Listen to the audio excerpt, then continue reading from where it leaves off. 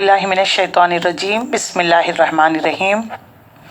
الحمدللہ ہمارا DQ دور قرآن 2024 کا پہلا پارہ ہے، آیت نمبر 20 سے آج ہم دیکھیں گے انشاءاللہ العزیز۔ تو حسب معمول تلاوت کلام پاک کے ذریعے سے آج کی کلاس کا آغاز کریں گے۔ میں دعوت دیتی ہوں حفصہ شاہد کو کہ وہ آئیں تلاوت کلام پاک کے ذریعے سے آج کی کلاس کا آغاز کریں۔ حفصہ شاہد۔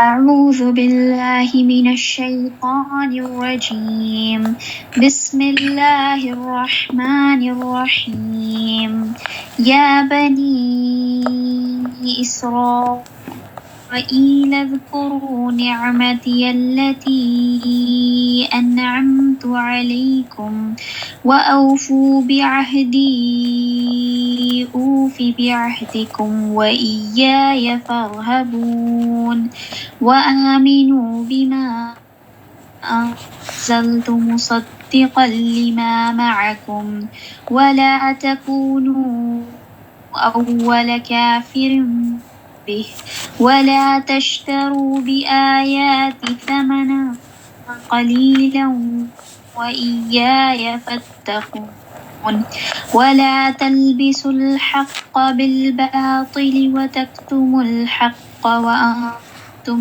تعلمون وأقيموا الصلاة وآتوا الزكاة واركعوا مع الراكعين أتأمرون الناس بالبر وتنسون أنفسكم وأنتم تتلون الكتاب أفلا تعقلون واستعينوا بالصبر والصلاة وإنها لكبيرة إلا على الخاشعين الذين يظنون أنهم ملاقو ربهم وأنهم إليه راجعون يا بني إسرائيل اذكروا نعمتي التي أنعمت عليكم وأني فضلتكم على العالمين واتقوا يوما لا تجزي نفس عن نفس شيئا ولا يقبل منها شفاعة ولا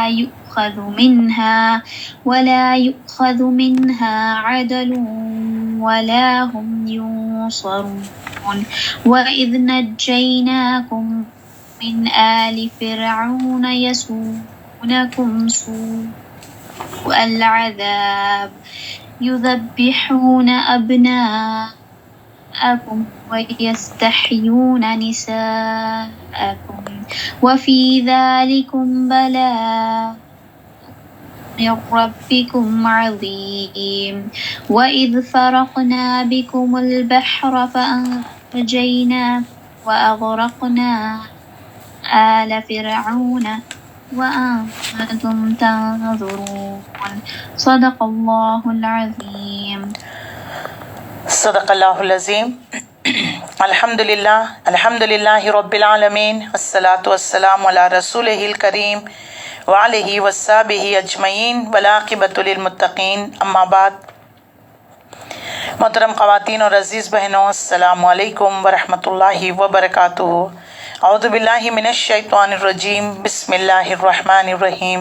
رب اشرح لی صدری ویسر لی امری واحلل عقدۃ من لسانی یفقہوا قولی۔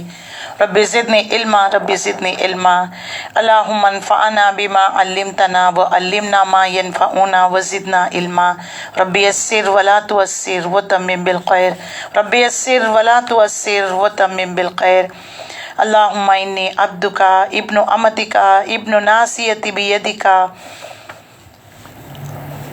ماضٍ فی حکمک عدل فی قضاؤک اسألک بکل اسم هو لک سمیت به نفسک او علمتہ احدا من خلقک او انزلتہ فی کتابک او استأثرت به فی علم الغیب عندک ان تجعل القرآن۔ اے اللہ، قرآن کو ہمارے دلوں کی بہار، ہمارے سینوں کا نور، ہمارے رنج اور غم پریشانیوں کو دور کرنے کا ذریعہ بنائیے۔ अल्लाहुम्मा जल फी क़ल्बी नूरा व फी बसरी नूरा व फी समई नूरा वाई यमिनी नूरा वाई यसारी नूरा व फ़ौक़ी नूरा व तहती नूरा व अमामी नूरा व जल्ली नूरा व फ़ी लिसानी नूरा व असबी नूरा व लहमी नूरा व दमी नूरा व शारी नूरा व बशरी नूरा व जल फ़ी नफ्सी नूरा व जल फ़ी नफ्सी नूरा व आदिम ली नूरा व आदिम ली नूरा। ऐ अल्लाह डाल दे हमारे दिलों में नूर, हमारी आँखों में, हमारे कानों में, हमारे दाएं बाएं नूर, हमारे बाएं नूर, हमारे ऊपर नूर, हमारे नीचे, हमारे आगे और हमारे पीछे नूर बना दे। हमारी ज़बानों में नूर बना दे, हमारे पट्टे नूरानी बना दे, हमारा गोश्त, हमारा खून, हमारे बाल, हमारी जिल्द नूरानी बना दे और डाल दे में हमारे नफ्स में नूर, बढ़ा दे हमारे लिए नूर। ऐ अल्लाह हम सबको नूर अता फरमा। अल्लाहुम्मा अरिनल हक़्क़ हक़्क़न वरज़ुक़ना इज्तिनाबा व अरिनल बातिला बातिलन वरज़ुक़ना इज्तिनाबा। आमीन या रब्बुल आलमीन।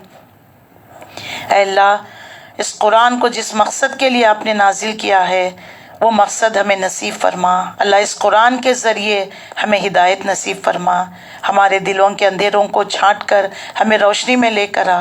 ऐ अल्लाह ये कुरान से हमारा ताल्लुक़ मजबूत कर देना। ऐ अल्लाह इस कुरान के ज़रिए से हमारा ताल्लुक़ आपसे मजबूत कर देना। या अल्लाह हम बेहतरीन आपसे रिश्ता जोड़ने वाले, मजबूत ताल्लुक़ बनाने वाला बना दे। हमें मोमिन, मुत्तकीन, परहेज़गार लोगों में शामिल फरमा। या अल्लाह क़यामत के दिन हमें सुरखरू करना, हमें नजात देना। या अल्लाह हमारी पिछली तमाम कोताहियाँ, गलतियाँ, जो कुछ हमने किया है, ऐ अल्लाह तू हमें माफ़ फरमा दे। हम सब पर अपनी खुसूसी रहमतें और बरकतें नाजिल फरमा। ऐ अल्लाह हमारा कुरान सुनना, सुनाना, मिल बैठ कर यहाँ पर जमा होना, इसको कबूल फरमा। अल्लाह इसकी बदौलत हम सब के परेशानियों को, बीमारियों को, दुख को, तकालीफ़ों को अल्लाह सबको तू दूर फरमा दे। आमीन या रब्बुल आलमीन। अल्हम्दुलिल्लाह हमने कल सूरह बकरा का शुरुआत किया था। सूरह बकरा में अल्हम्दुलिल्लाह 286 आयतें हैं, 40 रुकवात पर मुश्तमिल है। नबी सल्लल्लाहु अलैहि वसल्लम ने हिजरत कर कर मदीने मुनव्वरा तशरीफ़ लेकर आए। आप सल्लल्लाहु अलैहि वसल्लम के मदीने मुनव्वरा आने के दूसरे साल सूरह बकरा नाजिल की गई है। इसमें क़वानीन बयान किए गए हैं, ज़िंदगी गुजारने के तरीक़े बयान कर दिए गए हैं। ख़ानदानी निज़ाम क्यों ना हो जाए, मियाँ बीवी के ताल्लुक़ात के बारे में, उनकी ज़िम्मेदारियाँ और निकाह तलाक़ का तरीक़ा, विरासत का तरीक़ा बता दिया गया है। और बेवा की इद्दत की मुद्दत, मुतल्लिक़ा की इद्दत की मुद्दत और रज़ात के बारे में कि बच्चे को कब तक दूध पिलाया जाए। अल्हम्दुलिल्लाह सूरह बकरा में ये तमाम क़वानीन बहुत अच्छी तरीक़े से वाज़े कर दिए गए हैं। ये मदीने मुनव्वरा का इब्तिदाई दौर में ये सूरा नाजिल किया गया, तमाम अहकामात फ़ाइनलाइज़ किए गए 10th हिजरी में, जो सूरह माइदा में फ़ाइनलाइज़ हो गई है। ये हमारी शरीयत का ब्लूप्रिंट आप कह सकते हैं कि सूरह बकरा में अल्लाह रब्बुल इज़्ज़त ने ब्लूप्रिंट दे दिया हमें। और इस पर देख लीजिए सहाबा इकराम रज़ी अल्लाह ताला अन और रसूलुल्लाह सल्लल्लाहु अलैहि वसल्लम किस तरह सहाबा इकराम को इन आयतों के मुताबिक आप सल्लल्लाहु अलैहि वसल्लम ने खुद भी अमल किया करते थे और सहाबा को भी अमल किया कराया करते थे। हम सब जानते हैं कि कुरान मजीद के 7 मंजिलें या 7 अहज़ाब का जिक्र है। 7 मंजिलें हैं। ये मंजिलें देख लीजिए, रसूलुल्लाह सल्लल्लाहु अलैहि वसल्लम के ज़माने में भी अहज़ाब कहा जाता था, हिज़्ब, यानी रोज़ाना सहाबा इकराम एक हिज़्ब एक दिन पढ़ा करते, तो 7 दिनों में 7 हिज़्ब कुरान मजीद को मुकम्मल कर लिया करते थे। तो लिहाजा आज जो है 7 मंजिलें, मंजिल इसको कहते हैं। मंजिलों में देख लीजिए, पहली मंजिल सूरह, अगर फातिहा को हम अगर इंडेक्स ले लें तो फिर सूरह बकरा से लेकर सूरह बकरा, सूरह आल इमरान और सूरह निसा इस पर ख़त्म हो जाती है। पहला ग्रुप सूरह माइदा पर ख़त्म होता है। 4 आयतें, बड़ी बड़ी सूरतें, और 3 सूरतें यानी सूरह बकरा मदनी दौर, सूरह आल इमरान मदनी दौर, सूरह निसा मदनी दौर, और जो है सूरह माइदा یہ مکی اور مدنی دور ہیں، کیونکہ اس میں احکامات جو ہے نازل کیے گئے ہیں، تو کچھ مکی دور کے بھی باتیں ہیں اس میں اور مدنی دور کے بھی ہیں۔ تو اس پر جو ہے پہلا گروپ مکمل ہوتا ہے، پہلی منزل ہم جس کو ہم کہتے ہیں، پہلی منزل ہے۔ اور دوسری منزل سورہ مائدہ سے شروع ہو کر، یعنی سورہ الانعام، سورہ اعراف، سورہ انفال، سورہ توبہ پر دوسری منزل ختم ہوتی ہے، دوسرا گروپ بھی ختم ہو جاتا ہے۔ سورہ یونس سے لے کر سورہ یونس، سورہ ہود، سورہ یوسف، سورہ رعد، سورہ ابراہیم، سورہ الحجر، سورہ نحل، یہ تیسری جو ہے منزل شروع ہوتی ہے، تیسری منزل شروع ہوتی ہے۔ اور اسی طرح ایک اور مقام ہے سورہ قاف، وہاں تک جو دیکھ لیجئے چوتھی منزل ہے۔ سورہ قاف سے لے کر اور جو ہے 7 صورتوں پر، 7 سے لے کر دیکھ لیجئے 9، 11، اس طریقے سے سورہ قاف سے لے کر آخری تک یہ آخری منزل ہے۔ سورہ قاف سے شروع ہوتی ہے، سورہ ناس تک ہے، یہ 7ویں منزل ہے۔ اور تیسری منزل جو شروع ہوتی ہے سورہ یونس سے لے کر، اور اس طریقے سے دیکھ لیجئے سورتوں کی گروپنگ کی گئی تاکہ آسانی کے ساتھ انسان اس کو پڑھ سکے اور قرآن کو حاصل کر سکے۔ لہٰذا صحابہ اکرام کا بہت شوق رہا کرتا تھا قرآن مجید کے اعتبار سے، تو روزانہ ہفتے میں ایک مرتبہ وہ قرآن ختم کیا کرتے تھے، مکمل کر لیا کرتے تھے۔ تو لہٰذا نبی صلی اللہ علیہ وسلم نے حضرت عبداللہ بن عمر رضی اللہ تعالی عنہ آئے، کہنے لگے کہ اللہ کے نبی، میں زیادہ قرآن پڑھنے کی طاقت رکھتا ہوں، تو کیا میں قرآن کو ایک ہفتے میں ختم کر لوں، مکمل کر لوں، یا 3 دن میں؟ اللہ کے نبی صلی اللہ علیہ وسلم نے فرمایا کہ 3 دن سے زیادہ میں قرآن کو مکمل نہیں کرنا چاہیے، یعنی 3 دن، 1 دن 10 پارے، 2 دن 10، 3 دن 10، اس طریقے سے کمپلیٹ کرنے کا حکم دے دیا گیا ہے۔ تو لہٰذا صحابہ اکرام رضی اللہ تعالیٰ عنہ کا جیسے شوق رہا کرتا تھا قرآن مجید کا، اسی طریقے سے ہمارے اندر بھی قرآن مجید کو پڑھنے کا ایک حزب جو ہے 7 دن میں، اگر ایک حزب ایک دن پڑھے منزل، تو 7 دنوں میں ایک ہمارا قرآن مکمل ہو جائے گا۔ تو لہٰذا لیکن کل ہم نے دیکھا اگر اتنا ہم نہیں پڑھ سکتے تو کم سے کم سورہ بقرہ، کل اس کے فضائل میں نے وضاحت کی کہ اس کی جو ہے اس کو پڑھنے سے شیاطین گھروں میں داخل نہیں ہوتے، الحمدللہ شیاطین گھروں میں داخل نہیں ہوتے، اور جنات، عاصب، مجنون، یہ تمام بیماریاں بھی دور ہو جاتی ہیں۔ اور اس کا آج چھوڑنا، آج کی غفلت کہیں کل کی حسرت نہ بن جائے۔ تو لہٰذا قرآن مجید میں خاص صورت، یعنی قرآن مجید کی چوٹی قرار دے دیا گیا ہے سورہ بقرہ کو، ثنا القرآن کہہ دیا گیا ہے۔ ہر چیز کی ایک چوٹی ہوتی ہے، بلندی ہوتی ہے، قرآن کی بلندی سورہ بقرہ ہے۔ تو لہٰذا اس کو پڑھنا چاہیے۔ اللہ کے رسول صلی اللہ علیہ وسلم نے فرمایا جو کوئی سورہ بقرہ کو پڑھے گا، اور آپ صلی اللہ علیہ وسلم نے فرمایا اپنے گھروں کو قبرستان نہ بناؤ، یقیناً شیطان اس گھر میں داخل نہیں ہوتا جس میں سورہ بقرہ تلاوت کی جائے۔ سورہ بقرہ اور سورہ آل عمران، الزہراوین، 2 بادلوں کی شکل میں، 2 پرندوں کی جھنڈ کی شکل میں، 2 سایبان کی طرح قیامت کے دن پڑھنے والے پر جو ہے یعنی سایہ کریں گے اور اللہ تعالیٰ سے شفاعت کرائیں گے۔ تو لہٰذا تھوڑا تھوڑا ہی کر 2 دن یا 3 دن میں ہی صحیح آپ سورہ بقرہ کو مکمل کر سکتے ہیں۔ اور مکے میں دیکھ لیجئے رسول اللہ صلی اللہ علیہ وسلم کا ساتھ تو صرف مشرکین مکہ کے ساتھ تھا، لیکن جب سے آپ صلی اللہ علیہ وسلم مدینہ منورہ تشریف لے کر آئے، آپ صلی اللہ علیہ وسلم کا ساتھ صرف مکے والوں سے ہی نہیں ہے، بلکہ آپ صلی اللہ علیہ وسلم کا ساتھ یہود مدینے میں 3 قبائل رہا کرتے تھے، 3 قبائل رہا کرتے تھے، بنو قینقاع، بنو نذیر اور بنو قریظہ۔ ان سے بھی اور منافقین سے بھی آپ صلی اللہ علیہ وسلم کا سابقہ پیش آیا۔ تو اللہ تعالیٰ نے پہلے ہی آیتوں میں، ابتدا میں ہم نے کل دیکھا 1 سے لے کر 5 آیتیں ہیں۔ پہلی آیت میں کتاب کا تعارف، الف لام میم، اس کے بھی 2 باتیں ہیں، حروف مقطعات ہیں، اس کے معنی اور مفہوم تو نہیں پتا ہے، لیکن آپ صلی اللہ علیہ وسلم نے الف پر 10، میم پر 10، لام پر 10 نیکیاں وضاحت کر دی گئی کہ اس کے پڑھنے کا ثواب اور اجر بتا دیا گیا ہے۔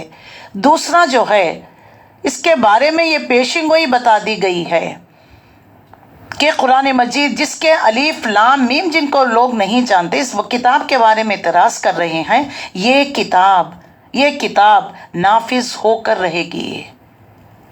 اللہ تعالیٰ نے یہ پیشین گوئی بھی کر دی، اور اس کے بارے میں دوسری بات چیلنج کر دیا گیا کہ اس جیسی ایک کتاب لے کر آؤ۔ تم کہتے ہیں کہ اس کو محمد صلی اللہ علیہ وسلم نے خود سے گھڑ لیا ہے، تو پھر تم بھی اس جیسے کتاب بنا کر لے کر آؤ۔ اس کتاب کو اور جو تم نے بنائی کتاب، دونوں کو سامنے رکھ کر خود اپنے لوگوں کو بلائیے اور ٹیلی کر لیجئے، تمہیں خود پتا ہو چل جائے گا کہ اللہ کی کتاب ہے یا بندے کی لکھی ہوئی کتاب ہے۔ اس طریقے سے پہلے ہی آیت میں اللہ تعالیٰ نے وضاحت کر دیا، الف لام میم ذالک الکتاب لا ریب فیہ، اس میں کوئی شک نہیں ہے، کوئی کجی، کوئی ٹیڑھا پن نہیں ہے، ہر عیب سے، ہر نقص سے، ہر کمی سے، ہر چیز سے یہ کتاب پاک ہے۔ جیسے 1450 سال پہلے رسول اللہ صلی اللہ علیہ وسلم پر نازل کی گئی، ایز اٹ از اپنی ورجنل شکل میں آج بھی، بلکہ تا قیام قیامت تک یہ اسی طرح رہے گی۔ اس کی ذمہ داری اللہ نے خود لے رکھا ہے، انا نحن نزلنا الذکر وانا لہ لحافظون، اس ذکر کو نازل کرنے والے بھی ہم ہیں اور اس کی حفاظت ہم ہی کریں گے۔ اس کے بعد والی آیتوں میں 1 سے 5 تک اللہ تعالیٰ نے متقین، پرہیزگار لوگ، متقی کس کو کہتے ہیں؟ متقی تقوی سے نکلا ہوا ہے، تقوی وقا یقی، اس کا مطلب ہوتا ہے اپنے آپ کو، وقی سے واو قاف یا سے نکلا ہے، وقا یقی کا مطلب ہوتا ہے کسی کو بچانا، جبکہ تقوی کے معنی ہیں خود کو بچنا، خود بچانا، یعنی کجی روی سے بچنا، غلط روی سے بچنا، افراط و تفریط سے بچنا، دھوکوں سے بچنا، ضلالت، گمراہی سے، فتنوں سے، فساد سے، ظلمات سے، ہر چیز سے بچنا ہے۔ تو لہٰذا یہی وہ لوگ ہیں جو قرآن مجید کے اصل مخاطبین ہیں۔ اصل ایڈریسیو کون ہے؟ متقی، پرہیزگار لوگ ہے، جس کے اندر میں اللہ کا ڈر ہوتا ہے، اور جن کے اندر بچپن سے ہی ایک خواہش ہوتی ہے کہ یہ کتاب اللہ کی طرف سے ہے، یہ کتاب ہمیں ہدایت دینے کے لیے آئی ہوئی ہے۔ سورہ فاتحہ پریفکس سمجھ لیجئے، انڈیکس سمجھ لیجئے، اس میں ایک ایک آیت کو کھول کر پورے کے پورے قرآن مجید میں وضاحت کر دی گئی ہے۔ الحمدللہ رب العالمین، شکر ہے، شکر کے جذبات جب انسان کسی کے احسان کو مانتا ہے، دل میں وہ جذبات پیدا ہوتے ہیں تو زبان سے شکر کے کلمات نکلتے ہیں۔ تو تمام کائنات کا خالق، مالک، فرما روا، زندگی موت دینے والا، حاجت روا، مشکل کشا، وَهُوَ عَلَى كُلِّ شَيْءٍ قدیر، وَهُوَ عَلَى كُلِّ شَيْءٍ علیم، سب کچھ اللہ کی ذات ہے، اس نے سب کچھ ہمیں دے رکھا ہے، کائنات کو بنایا، ہمارے لیے اس کو مسخر کر دیا۔ کوئی ہے جو خود محنت کر کر اپنا مال ہمارے اکاؤنٹ میں ٹرانسفر کر دے؟ لیکن اللہ رب العزت نے کائنات کو ہمارے لیے، چاند، سورج، تارے، سیارے، ہوا، بادل، بارش، پانی، زمین، ہر ایک کو ہمارے لیے مسخر کر دیا، ہمارے کنٹرول میں دے دیا اور ہمارے تابع بنا دیا، اور ہمیں اپنے تابع بننے کا حکم دے دیا۔ یہ کائنات بنی ہمارے لیے اور ہم بنائے گئے اللہ کی عبادت کے لیے۔ وَمَا خَلَقْتُ الْجِنَّ وَالْإِنسَ إِلَّا لِيَعْبُدُونَ، ہم نے جن اور انس کو اس لیے پیدا کیا تاکہ وہ ہماری بندگی کرے، عبادت کرے۔ عبادت کا مطلب کیا ہے؟ عبد سے نکلا ہے، غلامی۔ سر کے بال سے لے کر پیر کے انگوٹھے کے ناخن تک، یہ میرا وجود، میری صلاحیتیں، سب کچھ اللہ کا ہے۔ مجھے اپنے آپ کو اللہ کے حوالے کرنا ہے۔ صرف ہم مسلمان نماز کی حالت میں، رمضان میں روزے رکھنے کی حالت میں نہیں، یہ تو سیزنل مسلمز بن گئے۔ قرآن ہمیں پرماننٹ مسلم بنانے کے لیے آیا ہے۔ تو اس سال کا ہمارا تھیم یہ ہے، اللہ سے جڑنا، اللہ سے ہمارے رشتے کو مضبوط کرنا۔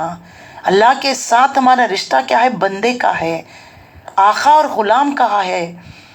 تو جیسے غلام آقا کی فرما برداری، اس کی پسند ناپسندی کا خیال رکھتا ہے، اسی طرح ہمیں بھی اللہ کا پسندیدہ بندہ بننے کے لیے اس کے پسند ناپسندیدی کا خیال رکھنا ہے، اللہ کی اطاعت فرما برداری میں اپنے آپ کو دینا ہے۔ تو انہی لوگوں کے لیے یہ قرآن جو ہے فائدہ مند بھی ہوگا، اسی سے انہی لوگ، یہ متقی لوگ ہی جو ہے جن کے اندر یہ صفت پائی جاتی ہے، وہی قرآن سے ہدایت حاصل کریں گے۔ ورنہ ابو جہل بھی تھا، ابو لہب بھی تھا، امیہ ابن خلف بھی تھا، رسول اللہ صلی اللہ علیہ وسلم کی زبان مبارک سے قرآن مجید کو سنا کرتے تھے، کیا ان کے دلوں میں ایمان جاگا؟ کیا وہ ہدایت لے کر آئے؟ نہیں نا۔ لیکن دیکھ لیجئے کہاں تھے حضرت بلال، کہاں پر تھے حضرت سمیہ، کہاں تھی حضرت یاسر، کہاں حضرت عمار، کہاں حضرت زنیرہ، کہاں حضرت ابوبکر، کہاں رضی اللہ تعالیٰ عنہم اجمعین۔ جیسے قرآن سننا تھا لپک کر اس کی طرف دوڑ پڑے۔ جیسا میگنیٹ کو دیکھ لیجئے، میگنیٹ جیسے آپ گھماتے ہیں جہاں جہاں آئرن ہوتا ہے وہ جیسے اٹریکٹ کر لیتا ہے، سلیم الفطرت طبیعت والے لوگوں کو قرآن اٹریکٹ کر لیتا ہے، اپنی طرف کھینچ لیتا ہے، اور سلیم الفطرت طبیعت والے ہی قرآن کی طرف دوڑتے ہیں، قرآن کی طرف اٹریکٹ ہوتے ہیں۔ تو ان کی صفت اللہ نے بتا دیا ہے۔ یہ غائب پر ایمان رکھتے ہیں، الذین یؤمنون بالغیب، غیب پر ایمان رکھتے ہیں، نماز قائم کرتے ہیں، جو کچھ اللہ نے ان کو دے رکھا ہے اس میں سے خرچ کرتے ہیں، اور جتنے بھی پہلے قرآن سے پہلے جتنے بھی آسمانی کتابیں نازل کی گئی ہیں ان سب پر ایمان لاتے ہیں، اور جو ہے تمام انبیاء پر ایمان، اور وہ بالآخرتی ہم یوقنون، انہیں یقین ہے، 110% یقین ہے قیامت آئے گی، برپا ہوگی۔ جتنے بھی جو ہے اول سے لے کر آخری تک جتنے بھی انسان اس دنیا میں آئے ہیں ان سب کو موت آنی ہے، کل نفس ذائقۃ الموت، ہر ذی روح کو موت کا مزہ چکھنا ہی ہے، ہر متنفس کو موت آنی ہی ہے، اور اس کے بعد موت کے بعد حشر کے میدان میں پھر اللہ تعالیٰ السرینو ہمیں زندہ کرے گا، اور اللہ کی عدالت قائم ہوگی، ترازو لگائی جائے گی، ہمارے اعمال تولے جائیں گے، جس کا نیکی کا پلہ بھاری ہوگا وہ عیش میں فی عیشۃ راضیہ، عیش میں ہوگا، جنت میں ہوگا، عالیشان مقام ہوگا، بلند و بالا تر ہوگا، الحمدللہ۔ جس کے پلے نیچے ہوں گے، وما ادراک ما ہی نار حامیہ، بھڑکتی ہوئی آگ میں وہ ڈالا جائے گا۔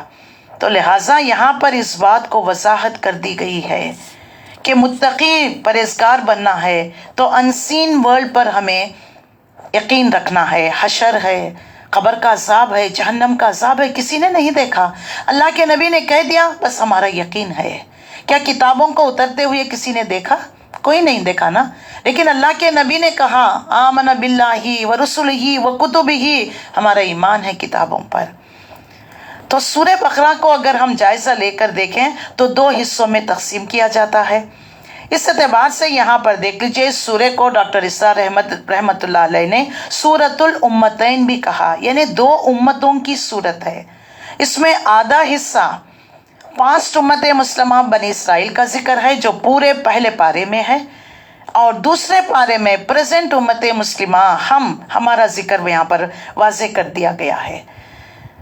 تو لہٰذا دیکھ لیا جائے اس کے 40 رکوع، تو پہلے 18 رکوع پر مشتمل آیت نمبر 152 تک جو ہے پہلا پارہ، اور اس میں پاسٹ امت مسلمہ بنی اسرائیل کا ذکر، اور 18ویں رکوع میں ہی اس کے بعد سے 19ویں رکوع سے آخری تک پریزنٹ امت مسلمہ کے بارے میں اللہ تعالیٰ نے تمام باتیں بتا دی گئی، کیونکہ یہ امت اب ہمارے نظروں کے سامنے ہے۔ لہٰذا اللہ تعالیٰ نے اب رسول اللہ صلی اللہ علیہ وسلم کو ہجرت کر کر مدینہ منورہ تشریف لے کر لائے ہیں۔ بنو قینقاع، بنو نذیر، بنو قریظہ، یہ 3 یہودی قبائل آپ کے ساتھ ہیں، لہٰذا ان کے ساتھ کس طرح ڈیل کیا جائے، یہ بہت ڈینگے ماریں گے، ان کے اس میں بہت بڑے بڑے علماء ہیں، درویش قسم کے لوگ ہیں، یہ لوگ جانتے تھے کہ آخری نبی آ چکا ہے، لیکن ایڑی چوٹی کا زور لگا کر انہوں نے رسول اللہ کی رسالت کو نہ ماننے کی قسم کھائی۔ جب عوام پبلک آ کر پوچھا کرتی، جیسے آج ہم مفتی سے فتوے پوچھتے ہیں، تو اس زمانے میں پوچھا کرتے کیا یہ جو آخری نبی آئے ہیں محمد رسول اللہ کیا ان پر ہمیں ایمان لانا ہے؟ تو کہا کرتے تھے نہیں نہیں، یہ تو آئے ہیں عربوں کے لیے، ہمارے لیے تو موسیٰ نبی کافی ہے۔ اس طرح لوگوں کو بہکایا کرتے، مس گائڈ کیا کرتے تھے۔ اللہ تعالیٰ نے ان کا کچا چٹا کھول کر بیان کر دیا۔ تو یہ جو مفلحون ہے، متقین ہے، ان کے لیے جنت انعام میں دے دی جائے گی۔ اس کے بعد 6 اور 7 آیت میں جو یہ پہلا گروپ ہے، یہ گروپ اللہ سے اپنا تعلق کو مضبوط کرتا ہے، متقی پرہیزگار لوگ۔ تو ہمیں بھی اس قرآن کے ذریعے اس سال اپنے رشتے کو، اپنے تعلق کو اللہ سے مضبوط کرنا ہے۔ دوسرا گروہ یہ اپنے تعلق کو جو ہے کمزور کر لیتا ہے۔ وہ کون ہے؟ ان الذین کفروا، انہوں نے ڈینائی کر دیا، حق کو جانتے بوجھتے جھٹلا دیا۔ مشرکین مکہ بھی ہے، یہود بھی ہے۔ اے نبی آپ ان کو ڈرائیں، سمجھائیں، یہ ایمان لانے والے نہیں، کیونکہ دے ہیو آلریڈی ڈیسائیڈڈ کہ ایمان نہیں لانا ہے۔ اور ان کے لیے اللہ تعالیٰ نے ختم اللہ سٹیمپ لگا دیا، مہر لگا دیا۔ کوئی نئی چیز آپ گھر میں لے کر آتے ہیں نا، بوتل ہے یا کوئی ٹن پیک لے کر آتے ہیں، وہ سیلڈ ہوتا ہے، باہر کی کوئی چیز اندر داخل نہیں، اندر کی کوئی چیز باہر نہیں آ سکتی، رائٹ؟ اسی طریقے سے دیکھ لیجئے اللہ تعالیٰ نے ان کے دلوں پر مہر لگا دی، ٹھپا لگا دی۔ نہ رسول اللہ صلی اللہ علیہ وسلم کی بات، نہ اسلام سے انہوں نے فائدہ، نہ قرآن سے کوئی فائدہ اٹھایا، گویا کہ ان کے دلوں پر ٹھپا پڑ گیا۔ ختم اللہ علی قلوبہم وعلی سمعہم، ان کے کانوں پر، وعلی ابصارہم غشاوہ، ان کے آنکھوں پر پردے پڑ گئے ہیں۔ وَلَهُمْ عَذَابٌ عَظِيمٌ، یہ عذاب عظیم کے مستحق ہو چکے ہیں۔ اللہ اکبر۔ تیسرا گروپ، حالانکہ اللہ نے یہاں پر مینشن تو نہیں کیا کہ یہ جو ہے منافق ہیں، لیکن ان کے جو ہے صفات بیان کر دی گئی، ان کے کیریکٹرز بیان کر دیے گئے۔ وہ جو ہے کیا ہے، اس میں دیکھ لیجئے 8ویں آیت سے لے کر 16 آیت تک اللہ تعالیٰ نے پورے ان کے بارے میں وضاحت کر دی۔ دیکھو یہ مسلمان گروپ میں ہی رہتے ہیں، کہیں منافق کا مطلب یہ مت سوچئے کہ یہ تو رسول اللہ کے زمانے میں تھے، یہ کوئی دوسرے گروپ کے ہوں گے، نہیں، یہ مسلمانوں میں سے ہی ہوتے ہیں۔ ان کے اندر نبی صلی اللہ علیہ وسلم نے ان کی خصلتیں بیان کر دی۔ آپ صلی اللہ علیہ وسلم نے فرمایا جن کے اندر یہ 3 خصلتیں پائی جاتی ہیں وہ منافق ہے۔ بات کریں تو جھوٹ بولے، امانت میں خیانت، وعدہ کرے تو وعدہ خلافی۔ ایک اور جگہ آپ صلی اللہ علیہ وسلم نے ان کی بات کو وضاحت کی کہ ان کی 4 صفت میں سے چوتھی، جب بھی لڑائی جھگڑا ہو گالی گلوچ پر اتر آتے ہیں۔ تو اگر یہ 4 باتوں میں سے کوئی بات میرے اور آپ کے اندر ہے تو 25% منافقت میرے اور آپ کے دل میں ہے۔ تو جب منافقت ہوگی تو پھر 25% بیماری ہے، تو کیا ہم کلی شفا ہو گئی، ہم ٹوٹلی صحت مند ہو گئے، ہیلدی ہو گئے؟ نہیں نا، یہ 25% بیماری بھی ہماری دور ہونا چاہیے۔ تو جھوٹ، اگر ہمارے اندر جھوٹ ہے تو اس جھوٹ کو چھوڑنے کی کوشش آج ہی یہاں بیٹھے بیٹھے اپنے دلوں میں عزم کر لیجئے، پروردگار جو جھوٹ کی عادت میرے بچے، میرے شوہر، جتنے لوگوں میں ہے، یا اللہ اس جھوٹ کو ہم سے چھڑا دے۔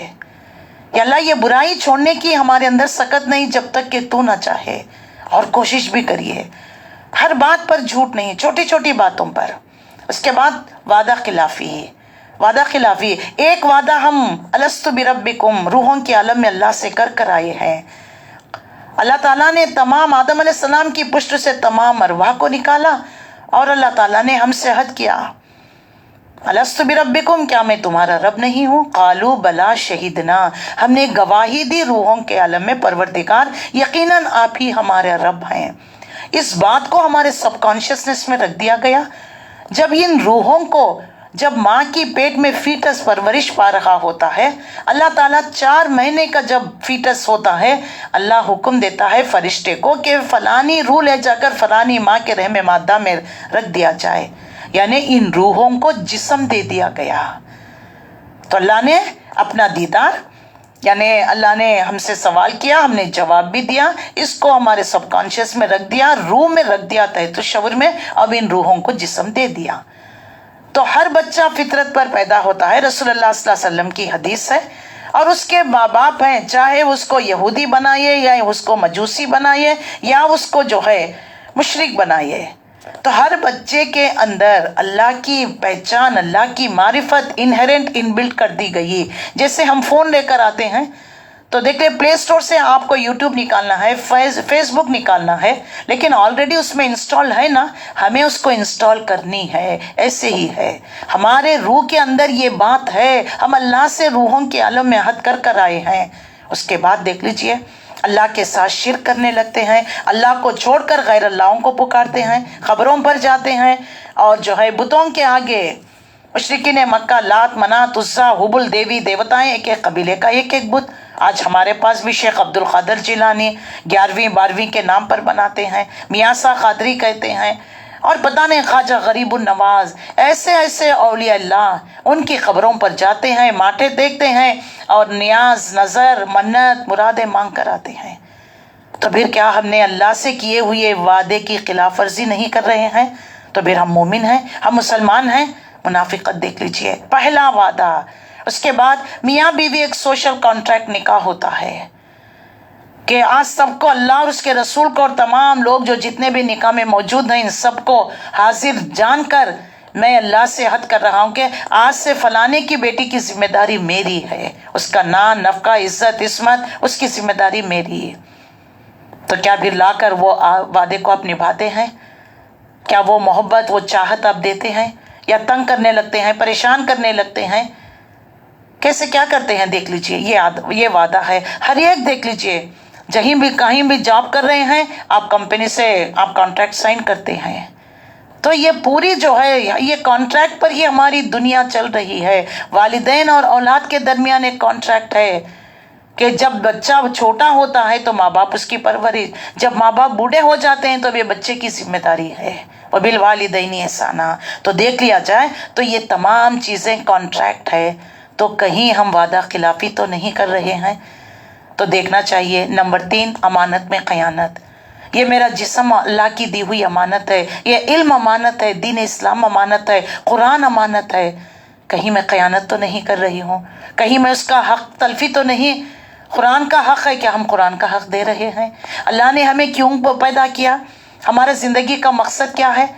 सिर्फ अच्छा कमाएं, अच्छा ज़िंदगी बना ले, दुनिया बना ले हमारी, और बच्चे पैदा हो जाए अच्छी तरह स्टेट्स में जो है अब्रॉड में वो सेटल हो जाए, बस अल्लाह अल्लाह खैर सल्ला, यही ज़िंदगी का मकसद? ये तो एक काफिर का भी है, एक दहरिया का भी है जो अल्लाह को नहीं मानता। लेकिन मुसलमान का मकसद क्या है? अल्लाह की बंदगी, अल्लाह की इबादत, अल्लाह के कलाम को, इस कुरान को लोगों तक पहुंचाना, बल्लिग़ अन्नी वलो आया। उसके बाद इस कुरान को अपने ऊपर नाफिज करना, उसके बाद अपने घरों में ख़ानदानों में कुरान को नाफिज, मोहल्लों में कुरान को नाफिज, उसके बाद मुल्क, और इस तरह पूरी सतह पर पूरी ज़मीन पर अल्लाह का निज़ाम कायम करना, अल्लाह के कानून को कायम करना है हमारा कानून। क्या हमारे घरों में इस्लामी तौर तरीके से शादी ब्याह मौत मिट्टी पैदाइश लेन देन तिजारत सियासत विरासत होती है? बताइए, फिर हम कहाँ के मुसलमान हैं? कॉन्स्टिट्यूशन ऑफ इस्लाम तो हमारे घरों में है, तो क्या हम उसके मुताबिक अमल कर रहे हैं? फिर अपने आप को मुसलमान कहते हैं, मुत्तकी परहेज़गार, लंबी लंबी दाढ़ियाँ हमारी जुब्बे, हमारे खुतबे, मेंबर पर खड़े होकर क्या क्या हम वाज नहीं करते, तदरीस नहीं करते लोगों को। लेकिन हमारा मामला क्या है?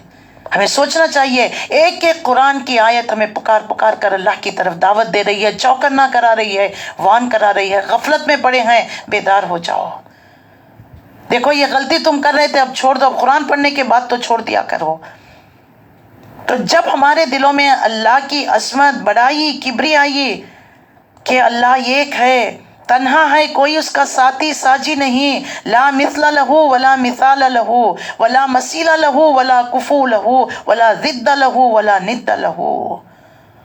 अल्लाह के रसूल सल्लल्लाहु अलैहि वसल्लम फरमाया करते, कोई उसका मद्दे मुकाबिल नहीं, उसके तमाम सिफात एक कमाल हैं, तमाम कमाल मौजूद हैं। वला कुल्ली शैइन कदीर वहु अला कुल्ली शैइन अलीम है, उसका कोई साथी साजी बराबर नहीं है। तो हमारी रूह में रब्बे ताला, ये रूह जो है हमारी रब्बे ताला की तरफ से आई है, लिहाजा इसके अंदर अल्लाह की मारिफत भी है, अल्लाह की मोहब्बत भी है। तो जब तक एक इंसान इस फितरत में कजी ना आएगा, परवर्शन नहीं होगा, ये महफूज रहेगी, तो फितरत सलीमा भी महफूज रहेगा।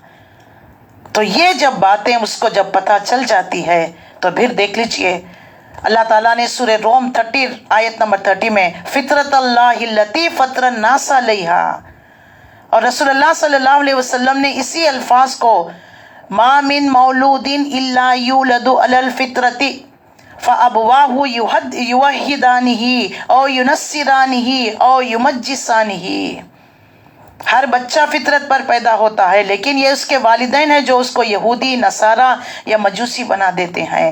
ہر بچہ پیدا ہوتا ہے تو فطرت اسلام لے کر آتا ہے۔ تو انسان کے فطرت کے اندر اللہ نے اپنی معرفت، اپنی محبت ڈال دی ہے۔ اسی لیے جو روح انسانی ہے وہ کہاں سے آئی ہے؟ یسألونک عن الروح قل الروح من امر ربی، یہ روح کے بارے میں سوال کرتے ہیں، یہ روح تو میرے رب کے حکم سے آئی ہے۔ تو پھر دیکھ لیجئے یہ سب چیزیں اللہ کی طرف سے امانت ہے، تو کیا ہم اس کو صحیح طریقے سے ہم استعمال کر رہے ہیں؟ ورنہ ہم امانت میں خیانت، تو پھر منافقت 75%، جھوٹ ہے تو 25%، وعدہ خلافی تو 50%، اور جو ہے امانت میں خیانت تو 70%۔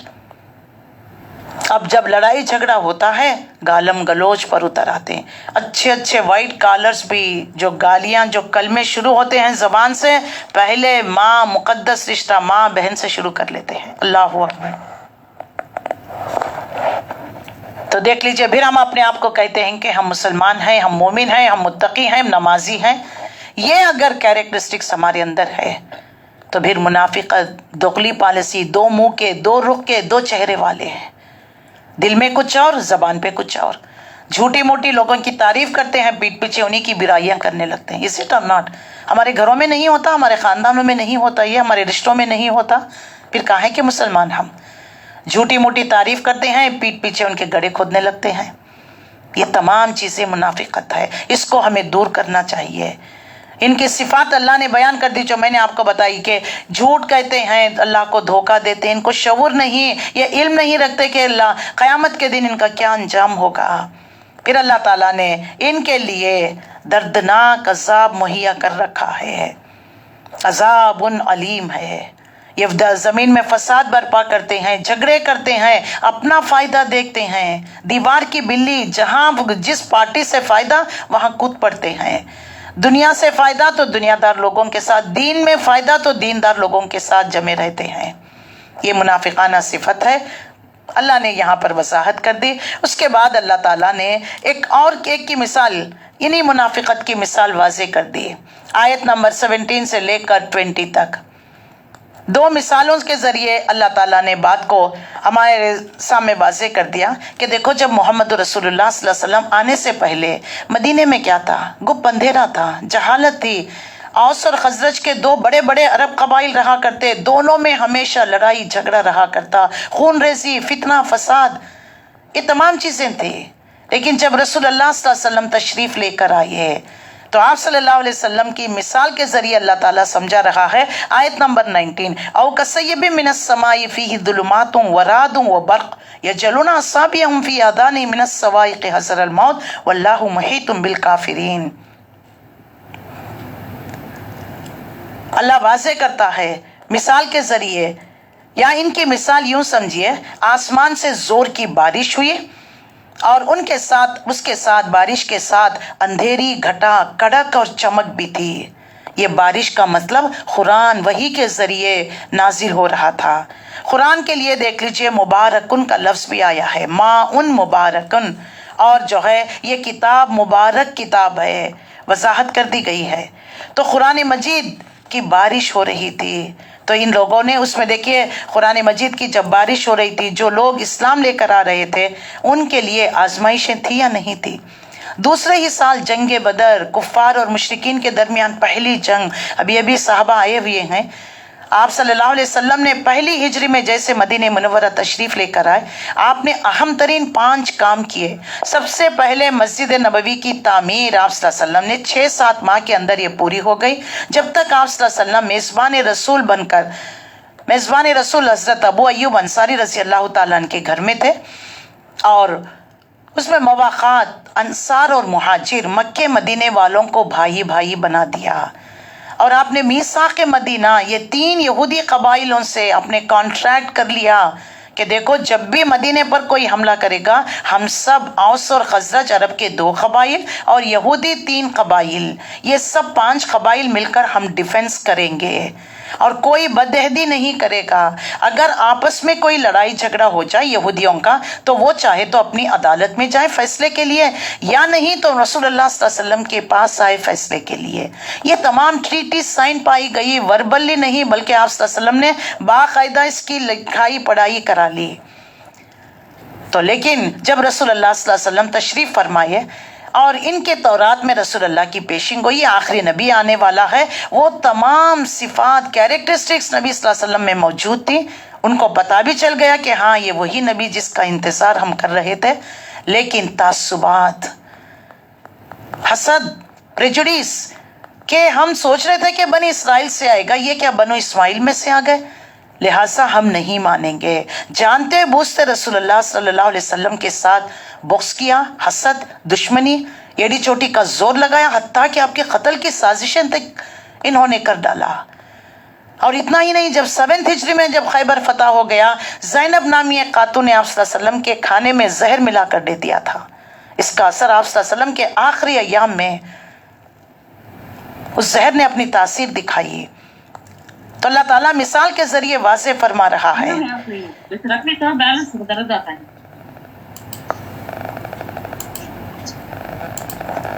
تو لہٰذا یہاں پر اس بات کو وضاحت کر دی گئی کہ ماء مبارکن کتاب مبارکن، تو لیکن اسلام کے ساتھ گرج بھی ہے، دھمکیاں بھی آ رہی ہیں، جان خطرے میں ڈالا جا رہا ہے۔ جان ہتھیلی پر لے کر جنگ بدر میں 313 نکل پڑے۔ جیسے رسول اللہ مدینہ منورہ میں تشریف لے کر آئے، چوتھی بات آپ نے چیک پوسٹ قائم کیے، صحابہ کی ٹولیاں وہاں پر رکھ دی آنے، کیونکہ جو بھی ٹریڈرز آیا جایا کرتے تھے ویا مدینے سے ہی گزرنا تھا۔ اس جنکشن میں آپ نے جو ہے چیک پوسٹ قائم کر دیا، صرف ڈرانا تھا کہ مسلمان آپ کمزور نہیں، احساس دلایا جائے۔ اور جو ہے 5ویں بات جو تھی، آپ نے چھوٹے چھوٹے دستے بھیجا کرتے، جب آپ کو پتا چلتا سیف البحر یہ پہلا دستہ تھا، حضرت حمزہ رضی اللہ تعالیٰ عنہ کو سپہ سالار بنا کر آپ نے بھیجا تھا۔ تو اس طریقے کے 5 اہم ترین کام آپ صلی اللہ علیہ وسلم نے کیا۔ تو صحابہ اکرام کی دیکھیں آزمائش ہو رہی ہے، کھانے پینے کی تنگی ہو گئی، اکنامیکل پرابلم شروع ہو گئے، مدینے کی چھوٹی سی بستی میں جو ایمان لے کر آ رہا ہے اب سمٹ کر مدینے کی طرف آ رہا ہے۔ آپ نے مواخات قائم کر دیا، بھائی چارگی بنا دیا، صحابہ نے لا کر اپنے گھروں کو، اپنے نخلستان، اپنے جائیداد سب کچھ انہوں نے تقسیم کر لیا۔ تو دیکھیے مشکلات کا سامنا کر رہے ہیں نا، بجلی بھی ہے، کڑک بھی ہے، دھمکیاں بھی ہیں، خطرات بھی ہیں، امتحانات بھی ہیں، آزمائشیں بھی ہو رہی ہیں۔ تو صحابہ اکرام تو ڈٹے ہوئے ہیں، اس بات کا انہوں نے عزم کیا تو ہی نہ نکل کر ہجرت کر کر آ گئے۔ لیکن یہ منافقین کا معاملہ کیا تھا، ذرا کہیں حالت میں کوئی بریتنگ سپیس مل جاتی نا تو مسلمانوں کے شانے بے جان ہو جاتے، جہاں فائدہ ملتا۔ جنگ بدر میں مسلمانوں کو فتح نصرت، تو یہ منافق دوڑتے ہوئے آئے، کہنے لگے کہ اللہ کے نبی ہم بھی شرکت کرنا چاہتے تھے، لیکن ہماری یہ جو پریشانی تھی، بیوی بیمار تھی، وہ بچہ بیمار تھا، جو آج ہم ہیلے بہانے تراشتے ہیں نا، کھانے کا وقت ہے نہیں، ہمارے پاس زوم نہیں، ہمارے پاس یوٹیوب نہیں، وہ ہمیں نہیں سن سکتے، کتنے جسٹیفیکیشنز خود دے لیتے ہیں۔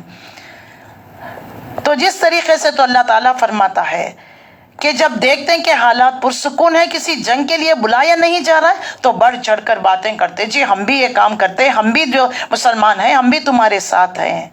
تو اللہ فرماتا ہے اللہ چاہتا تو ان کی سماعت بصارت کو سلب کر لیتا، لیکن اللہ تعالیٰ ہر چیز پر قدرت ہے، اگر سلب کر لے تو کون ان کی بصارت دے سکے گا؟ یعنی جو چودراہٹے ہیں، ان کے مال اقتدار اگر اللہ سلب کر لے، کسی کی آنکھوں کی بینائی ختم کر دے، کسی کی سماعت ختم کر دے، کون دے سکتا ہے؟ تو دیکھیے یہ منافق کتنے نڈر ہیں، کتنے ڈھیٹ ہیں اپنی منافقت میں، اللہ کو دھوکہ دے رہے ہیں اور مومنوں کو، اللہ کے رسول کو دھوکہ دے رہے ہیں۔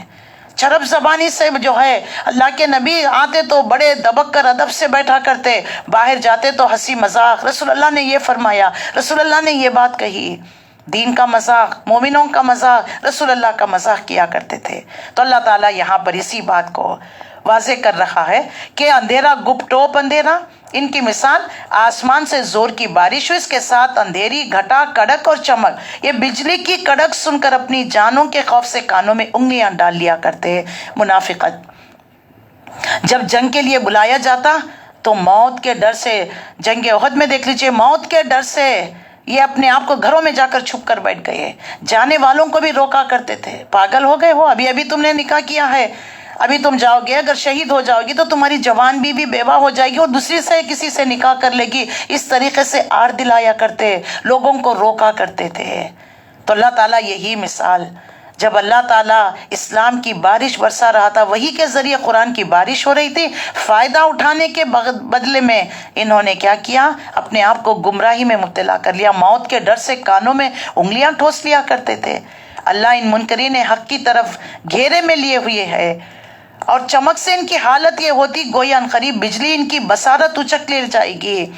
پتہ نہیں کوئی آیت ہمارے بارے میں تو نہیں نازل ہو گئی. یہ ڈرا کرتے تھے رسول اللہ کی مجلسوں میں جانے کے لیے، مومنوں سے ملنے کے لیے. ہمارے جہاں کہیں کچا چٹا جو ہم پلاٹنگ کر رہے تھے، کہیں اللہ تعالیٰ وحی کے ذریعے بتا تو نہیں دیا. ان کو اپنے جانوں کا ڈر رہا کرتا تھا. یہ جان اور مال کی تحفظ کیا کرتے تھے. منافقین کی یہ دو صفتیں تھیں، جان نہیں جانی، مال نہیں جانا. جان اور مال کا تحفظ. جب ذرا بھی روشنی انہیں محسوس ہوتی تو اس میں کچھ دیر چل لیتے. دیکھیے بارش ہو رہی ہے، کڑک کڑک جیسے ہوتی، دیکھیے روشن ہوتا نا تو اس میں 2 قدم چل لیتے ہیں. یہ کون ہے؟ یعنی اسلام کو جب فائدہ تو وہ آ کر کہتے کہ ہم بھی مسلمان ہیں. جب کوئی امتحانات خطرات تو پھر دیکھ لیجئے یہ دور ہٹ جائے. اللہ تعالیٰ نے مثال کے ذریعے سے واضح کر دیا. اس کے بعد اللہ فرماتا ہے کہ دیکھو اللہ نے تمہیں پیدا کیوں کیا، مقصد کیا ہے. اللہ تعالیٰ تمہارے وجود کے لیے واضح کر رہا ہے. سب سے پہلے دعوت، یعنی جیسے قرآن ہم کھولتے ہیں پڑھنے کے لیے، سب سے پہلے دعوت دی جا رہی ہے کس کو؟ یا ایھا الناس اعبدوا ربکم الذی. آیت نمبر 21 سے لے کر 29 تک ہے. اعبدوا ربکم الذی، اے لوگو اللہ کی بندگی بجا لاؤ. صرف مسلمانوں کے لیے نہیں ہے، اہل کتاب کے لیے نہیں ہے، سب کے لیے. یا ایھا الناس اعبدوا ربکم الذی، اپنے رب کی بندگی کرو، یہ شرک چھوڑ دو، یہ بتوں کے آگے پوجا کرنا، پوجا پرستش چھوڑ دو، اللہ کے بن جاؤ. تم اللہ کے بندے ہو، اللہ نے تمہیں بنایا ہے. اللہ تعالیٰ اب یہاں مثال کے ذریعے واضح کر رہا ہے یا ایھا الناس اعبدوا ربکم الذی. اچھا اللہ کی بندگی کیوں کرے؟ کافروں کو، مشرکوں کو، دہریوں کو اس قرآن کے ذریعے، ان آیتوں کے ذریعے ہمیں دعوت دینی ہے، تبلیغ کرنی ہے، انہیں بتانا ہے. وہ پوچھیں گے اللہ کی عبادت کیوں کرے، ہمارے دین میں کیا برائی ہے، ہمارے معبودوں میں کیا برائی ہے. ہم بھی اللہ کو مانتے ہیں، صرف ان کو ہم جو ہے واسطہ کھڑا کرتے ہیں کہ یہ اللہ کے آگے قیامت کے دن ہماری سفارش کریں گے. تو ہمیں ان کو بات سمجھانا ہے. ربکم الذی خلقکم، تم اللہ کی بندگی اس لیے کرنی چاہیے کیونکہ وہ تمہارا خالق ہے، مالک ہے، پروردگار ہے. اس نے تمہیں پیدا کیا، تمہیں ہی نہیں، والذین من قبلکم، تم سے پہلے تمہارے باپ دادا کے بھی باپ دادا، سب کو اسی نے پیدا کیا. لعلکم تتقون، شاید کہ اس روش سے تمہارے اندر اللہ کا ڈر، خدا خوفی پیدا ہو جائے. اب پھر دیکھ لیجئے اللہ تعالیٰ نے اپنی نعمتوں کا ذکر کیا کہ وہی تو ہے تمہارے لیے زمین کا فرش بچھایا، آسمان کی چھت بنائی، اوپر سے پانی برسایا، اس کے ذریعے سے ہر قسم کی پیداوار نکالی، تمہارے لیے رزق پہنچایا. اور بس جب تم جانتے ہو تو دوسروں کو اللہ کا مد مقابل کیوں بناتے ہو؟ یہ سب کچھ کرنے والا کون؟ کفار مشرکین سے پوچھا جائے گا تو وہ کہتے تھے قل اللہ، اللہ ہی کرتا ہے. جب مانتے ہو تمہارا خالق مالک اللہ ہے تو پھر اللہ کو چھوڑ کر دوسروں کو کیوں پوجا کرتے ہو؟ تمہارے لیے انگور، زیتون، غلہ، اناج، ترکاری، آسمان سے بارش برسانا، یہ دن رات، یہ اللہ کی نعمتیں ہیں. ان نعمتوں کو ہمیں استعمال کر کر اللہ کا شکر گزاری کا جذبہ اندر دل میں، تو زبان پر الحمدللہ. پھر قرآن شروع ہوگا، ہدایت ملے گی، اس پر عمل کریں گے، اللہ سے ڈرتے رہیں گے، اللہ کے نافرمانی والے کام چھوڑ دیں گے، اس کی فرما برداری میں آ جائیں گے تو متقی پرہیزگار بن جائیں گے. تو کیا ہوگا انعام؟ یہی لوگ اولئک علی ھدی من ربہم واولئک ھم المفلحون. اور قرآن مجید کا خلاصہ کیا ہے؟ انبیاء رسول کی دعوت تھی. جتنے بھی انبیاء رسول آئے ان سب نے یا قومی کہہ کر دعوت دی، لیکن رسول اللہ صلی اللہ علیہ وسلم کی دعوت یا ایھا الناس. یہ ہے اللہ کے رسول اور تمام انبیاء میں فرق. تمام انبیاء میں رسول اللہ صلی اللہ علیہ وسلم میں فرق دوسرا یہ ہے کہ سب بھائی ایک وقت کے لیے اپنی زبان، اپنے علاقے، اپنی قوم کے لیے، آپ صلی اللہ علیہ وسلم کی رسالت تا قیام قیامت تک کے لیے ہے۔ آپ انس اور جنس کے لیے بھی رسول بنا کر بھیجے گئے ہیں۔ تو یا ایھا الناس، نوع انسانیت کے لیے معلوم ہو کہ رسول اللہ سے پہلے تمام رسول اپنی اپنی قوموں کی طرف آئے، جبکہ آخری نبی، آخری اور کامل رسول ہیں جن کی دعوت یونیورسل ہے، آفاقی ہے، سب کے لیے آئے ہوئے ہیں۔ تو یہ اللہ تعالیٰ کے احسانات ہے۔ تو پھر دیکھ لیجئے احسان کون مانتا ہے، کون یہ کرتا؟ کوئی ہمارے ساتھ بھلائی کرے تو ہم اس کے ساتھ، وہ کہتے ہیں نا، جس تھالے میں کھاتے ہیں اسی میں چھید کر دیتے ہیں۔ لیکن انسان جب انسان کے ساتھ اچھائی کا معاملہ کرتا ہے تو یہی روش وہ اللہ کے ساتھ بھی کرتا ہے۔ اللہ کے ان گنت بے شمار انعامات، پھر بھی ہم اللہ کے ساتھ جو ہے کیسا معاملہ کرتے ہیں؟ محسن کا رویہ نہیں ہوتا، احسان فراموش ہو جاتے ہیں، نمک حرام کام کرتے ہیں، اللہ کو چھوڑ کر غیر اللہ کی پوجا پرستش کرنے لگتے ہیں۔ دیکھو اللہ نے ہمارے لیے غلہ، اناج، ترکاری، بارش، بادل، یہ تمام چیزیں ہمارے لیے اللہ تعالیٰ نے واضح کر دیا۔ توحید کی دلالت دینے کے بعد اللہ رب العزت نے واضح کر دیا آیت نمبر 23 میں، اب رسالت کی بات آ رہی ہے۔ وَإِن كُنتُمْ فِي رَيْبٍ مِّمَّا نَزَّلْنَا عَلَىٰ عَبْدِنَا، اور اگر تمہیں اس بات میں، اس امر میں شک ہے، کس بات میں؟ کہ ہم نے محمد رسول اللہ پر اس کلام کو نازل کیا، اگر اس امر میں تمہیں شک ہے کہ یہ کتاب جو ہم نے اپنے بندے محمد رسول اللہ پر اتاری ہے یہ ہماری ہے یا نہیں، تو اس کی مانند ایک ہی صورت بنا لاؤ، اپنے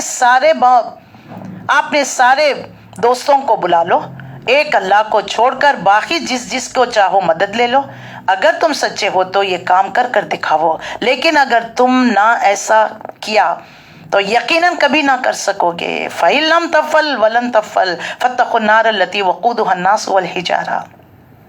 رسالت کی بات، قرآن کی بات، ہم نے محمد رسول اللہ پہ ایک کلام نازل کیا، تمہیں شک ہے اس کلام میں کہ ہم نے اپنے بندے پر نازل کیا، تم بھی اس جیسی بنا لاؤ، اپنے ساتھیوں کو بلا لاؤ، اللہ کو چھوڑ کر سب کو پوچھو کہ یہ اللہ کی کتاب ہے یا بندے کی کتاب ہے، تم نہیں کر سکو گے، ہرگز نہیں کر سکو گے، تا قیام قیامت تک کے لیے یہ چیلنج ہے۔ تو تیار ہو جاؤ اس آگ کے لیے جس کا ایندھن انسان اور پتھر بنے گی، یہ ہیں منکرین حق۔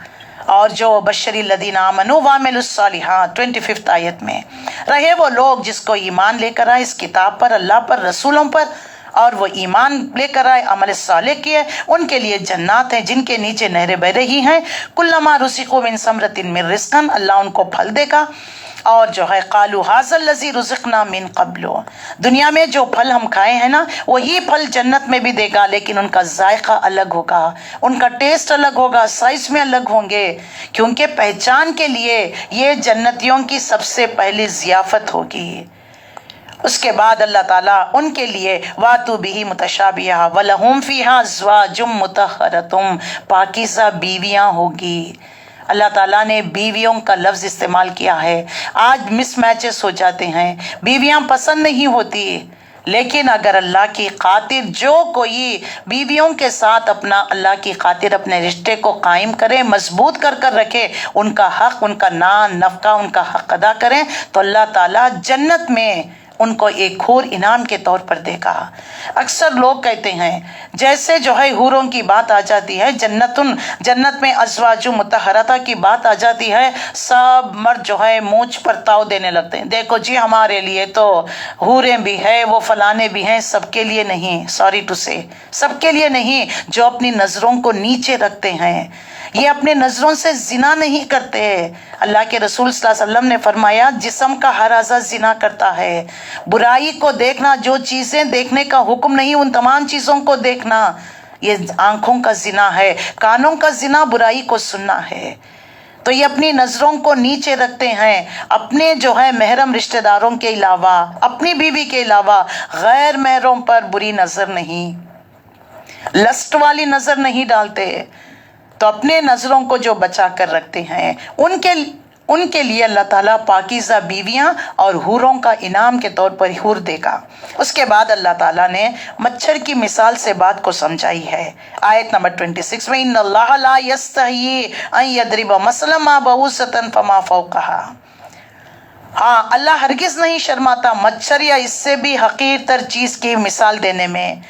جو لوگ حق بات کو، ہمیں کیا مطلب، اور دیکھیے ہر چیز، دیکھیے چھوٹی سی چھوٹی چیز کیوں نہ ہو جائے، اللہ کی جو ہے کریشن ہے، تمام کائنات اس کی کریشن، اللہ ایک خالق ہے۔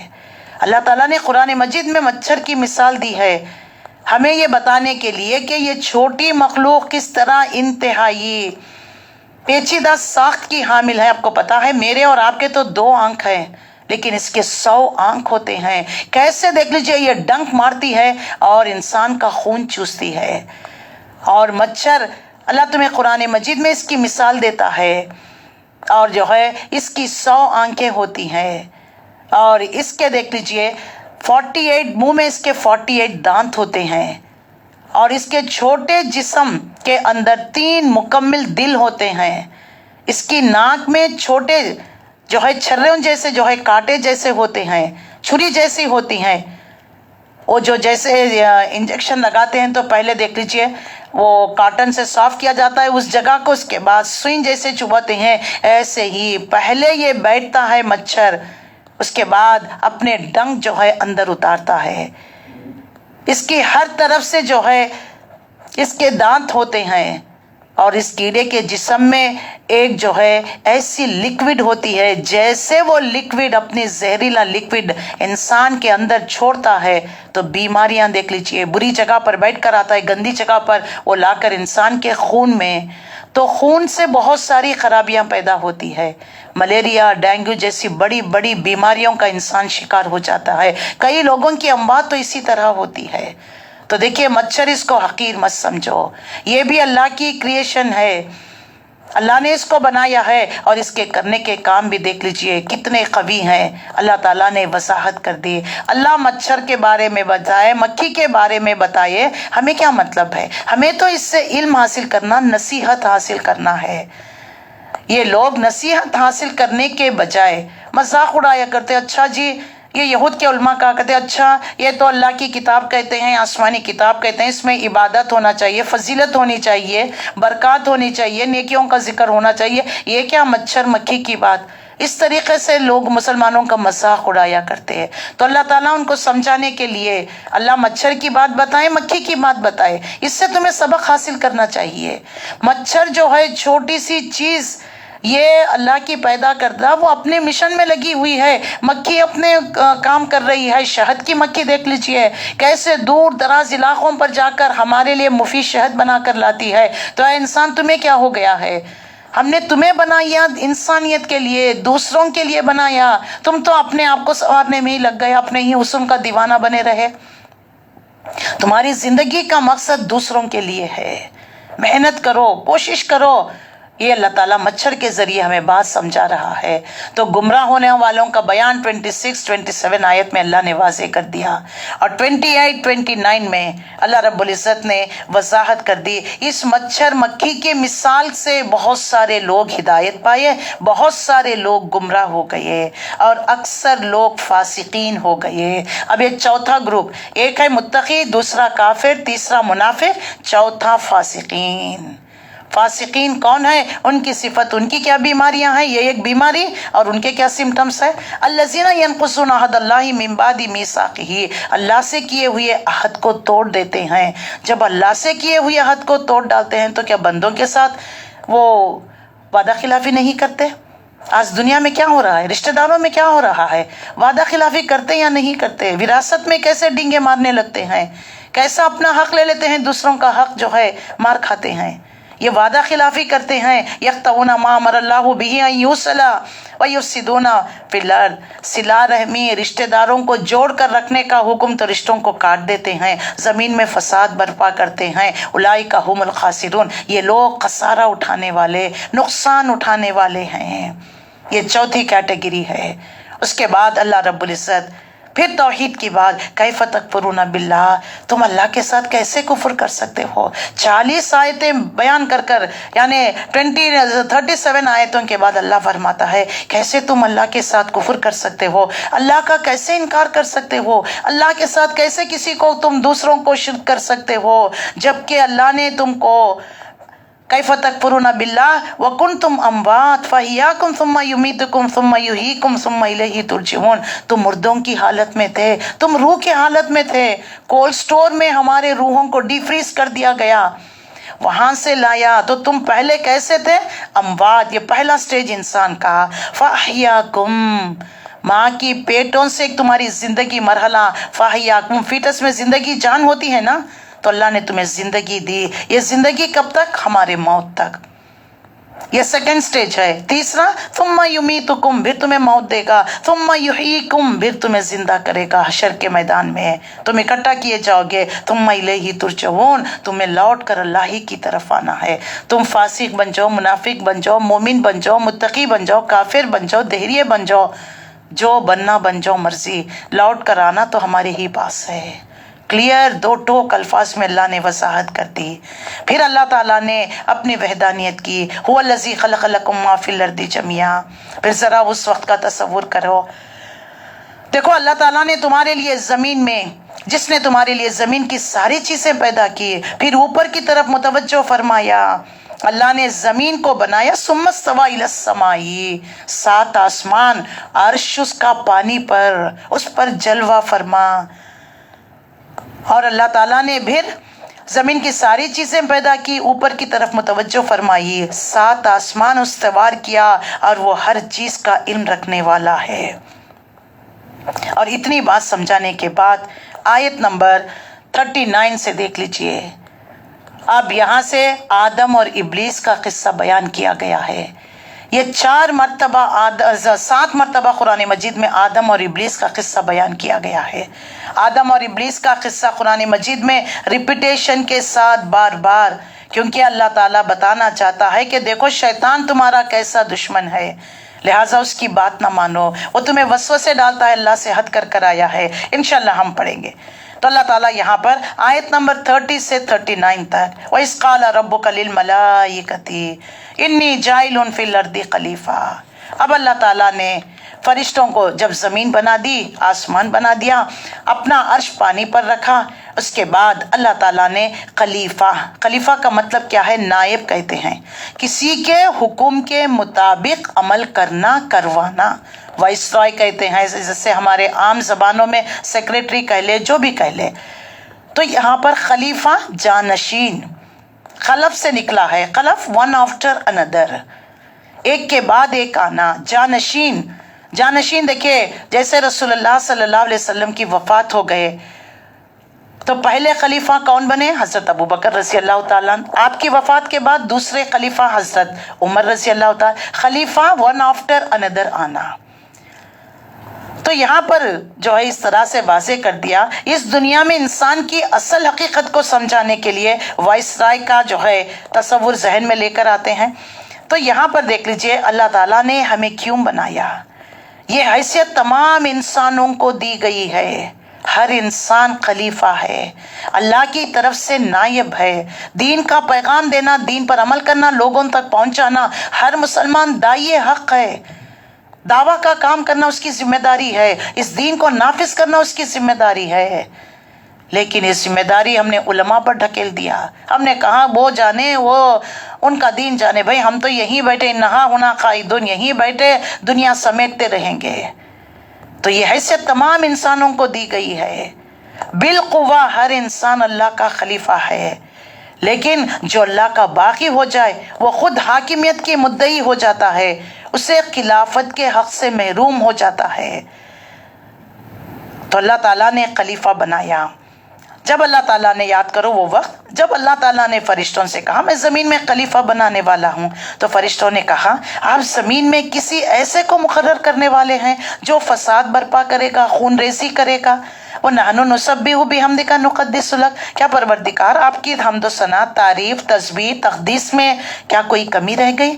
کیا ہم آپ کی تسبیح تحریر میں جو ہے تقدس میں کوئی کمی کرتے ہیں؟ اللہ نے فرمایا قال انی اعلم ما لا تعلمون، میں جو جانتا ہوں تم نہیں جانتے۔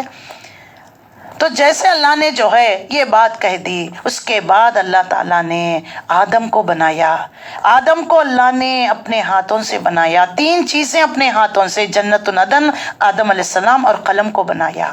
اس کے بعد سیکنڈ چیز اللہ نے کیا دی کہ وَعَلَّمَ آدَمَ الْأَسْمَاءَ كُلَّهَا، اللہ نے سکھایا آدم علیہ السلام کو تمام کا علم، تمام چیزوں کا علم سکھایا، ہیومن نالج جس کو ہم کہتے ہیں۔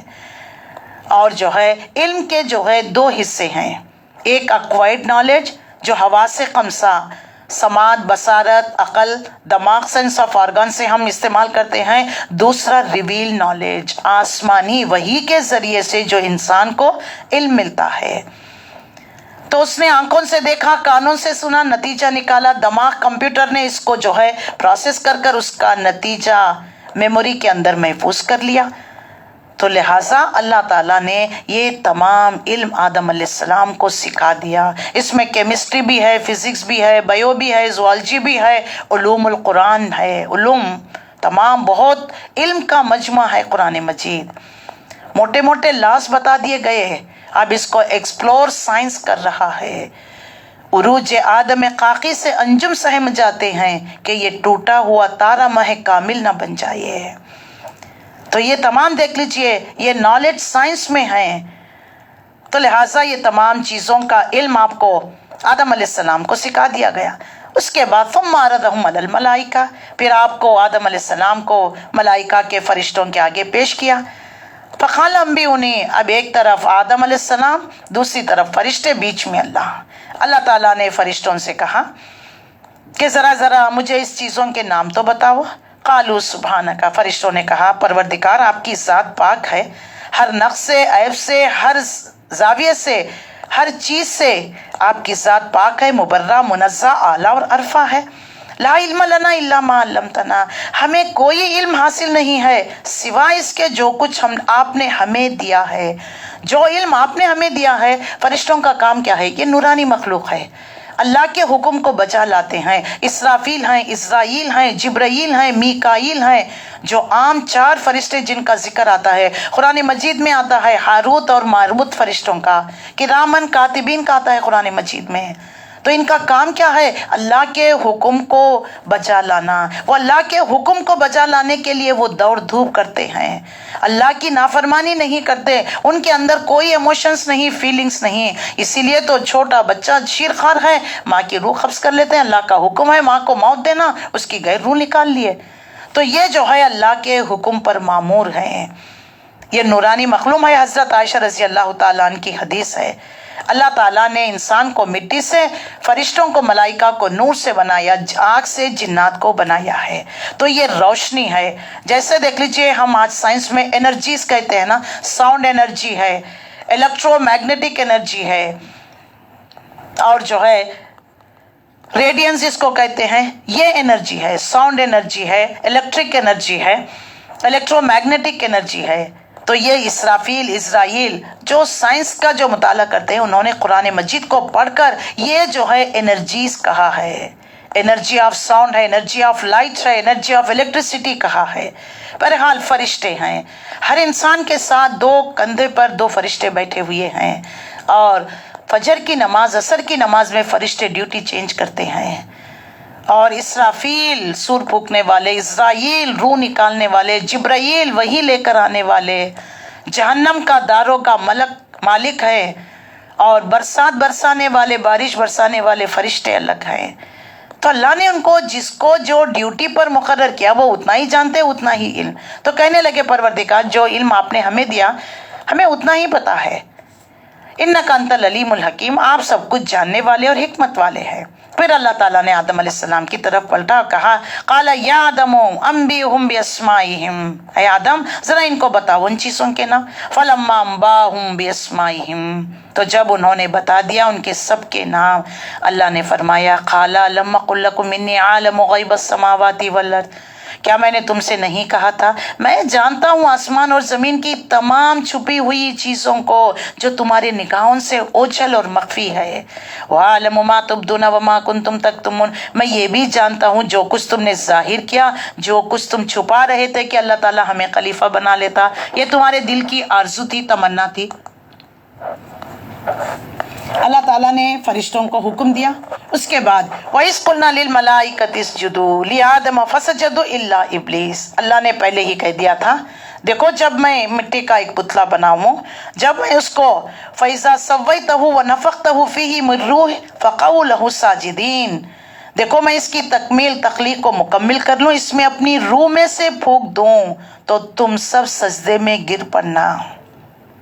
یہ جو آدم علیہ السلام کو فرشتوں نے سجدہ نہیں کیا، بلکہ اس کے اندر جو ڈیوائن سپارک جو تھی نا، ڈیوائن ایلیمنٹ من روحی، اس کو سجدہ کیا۔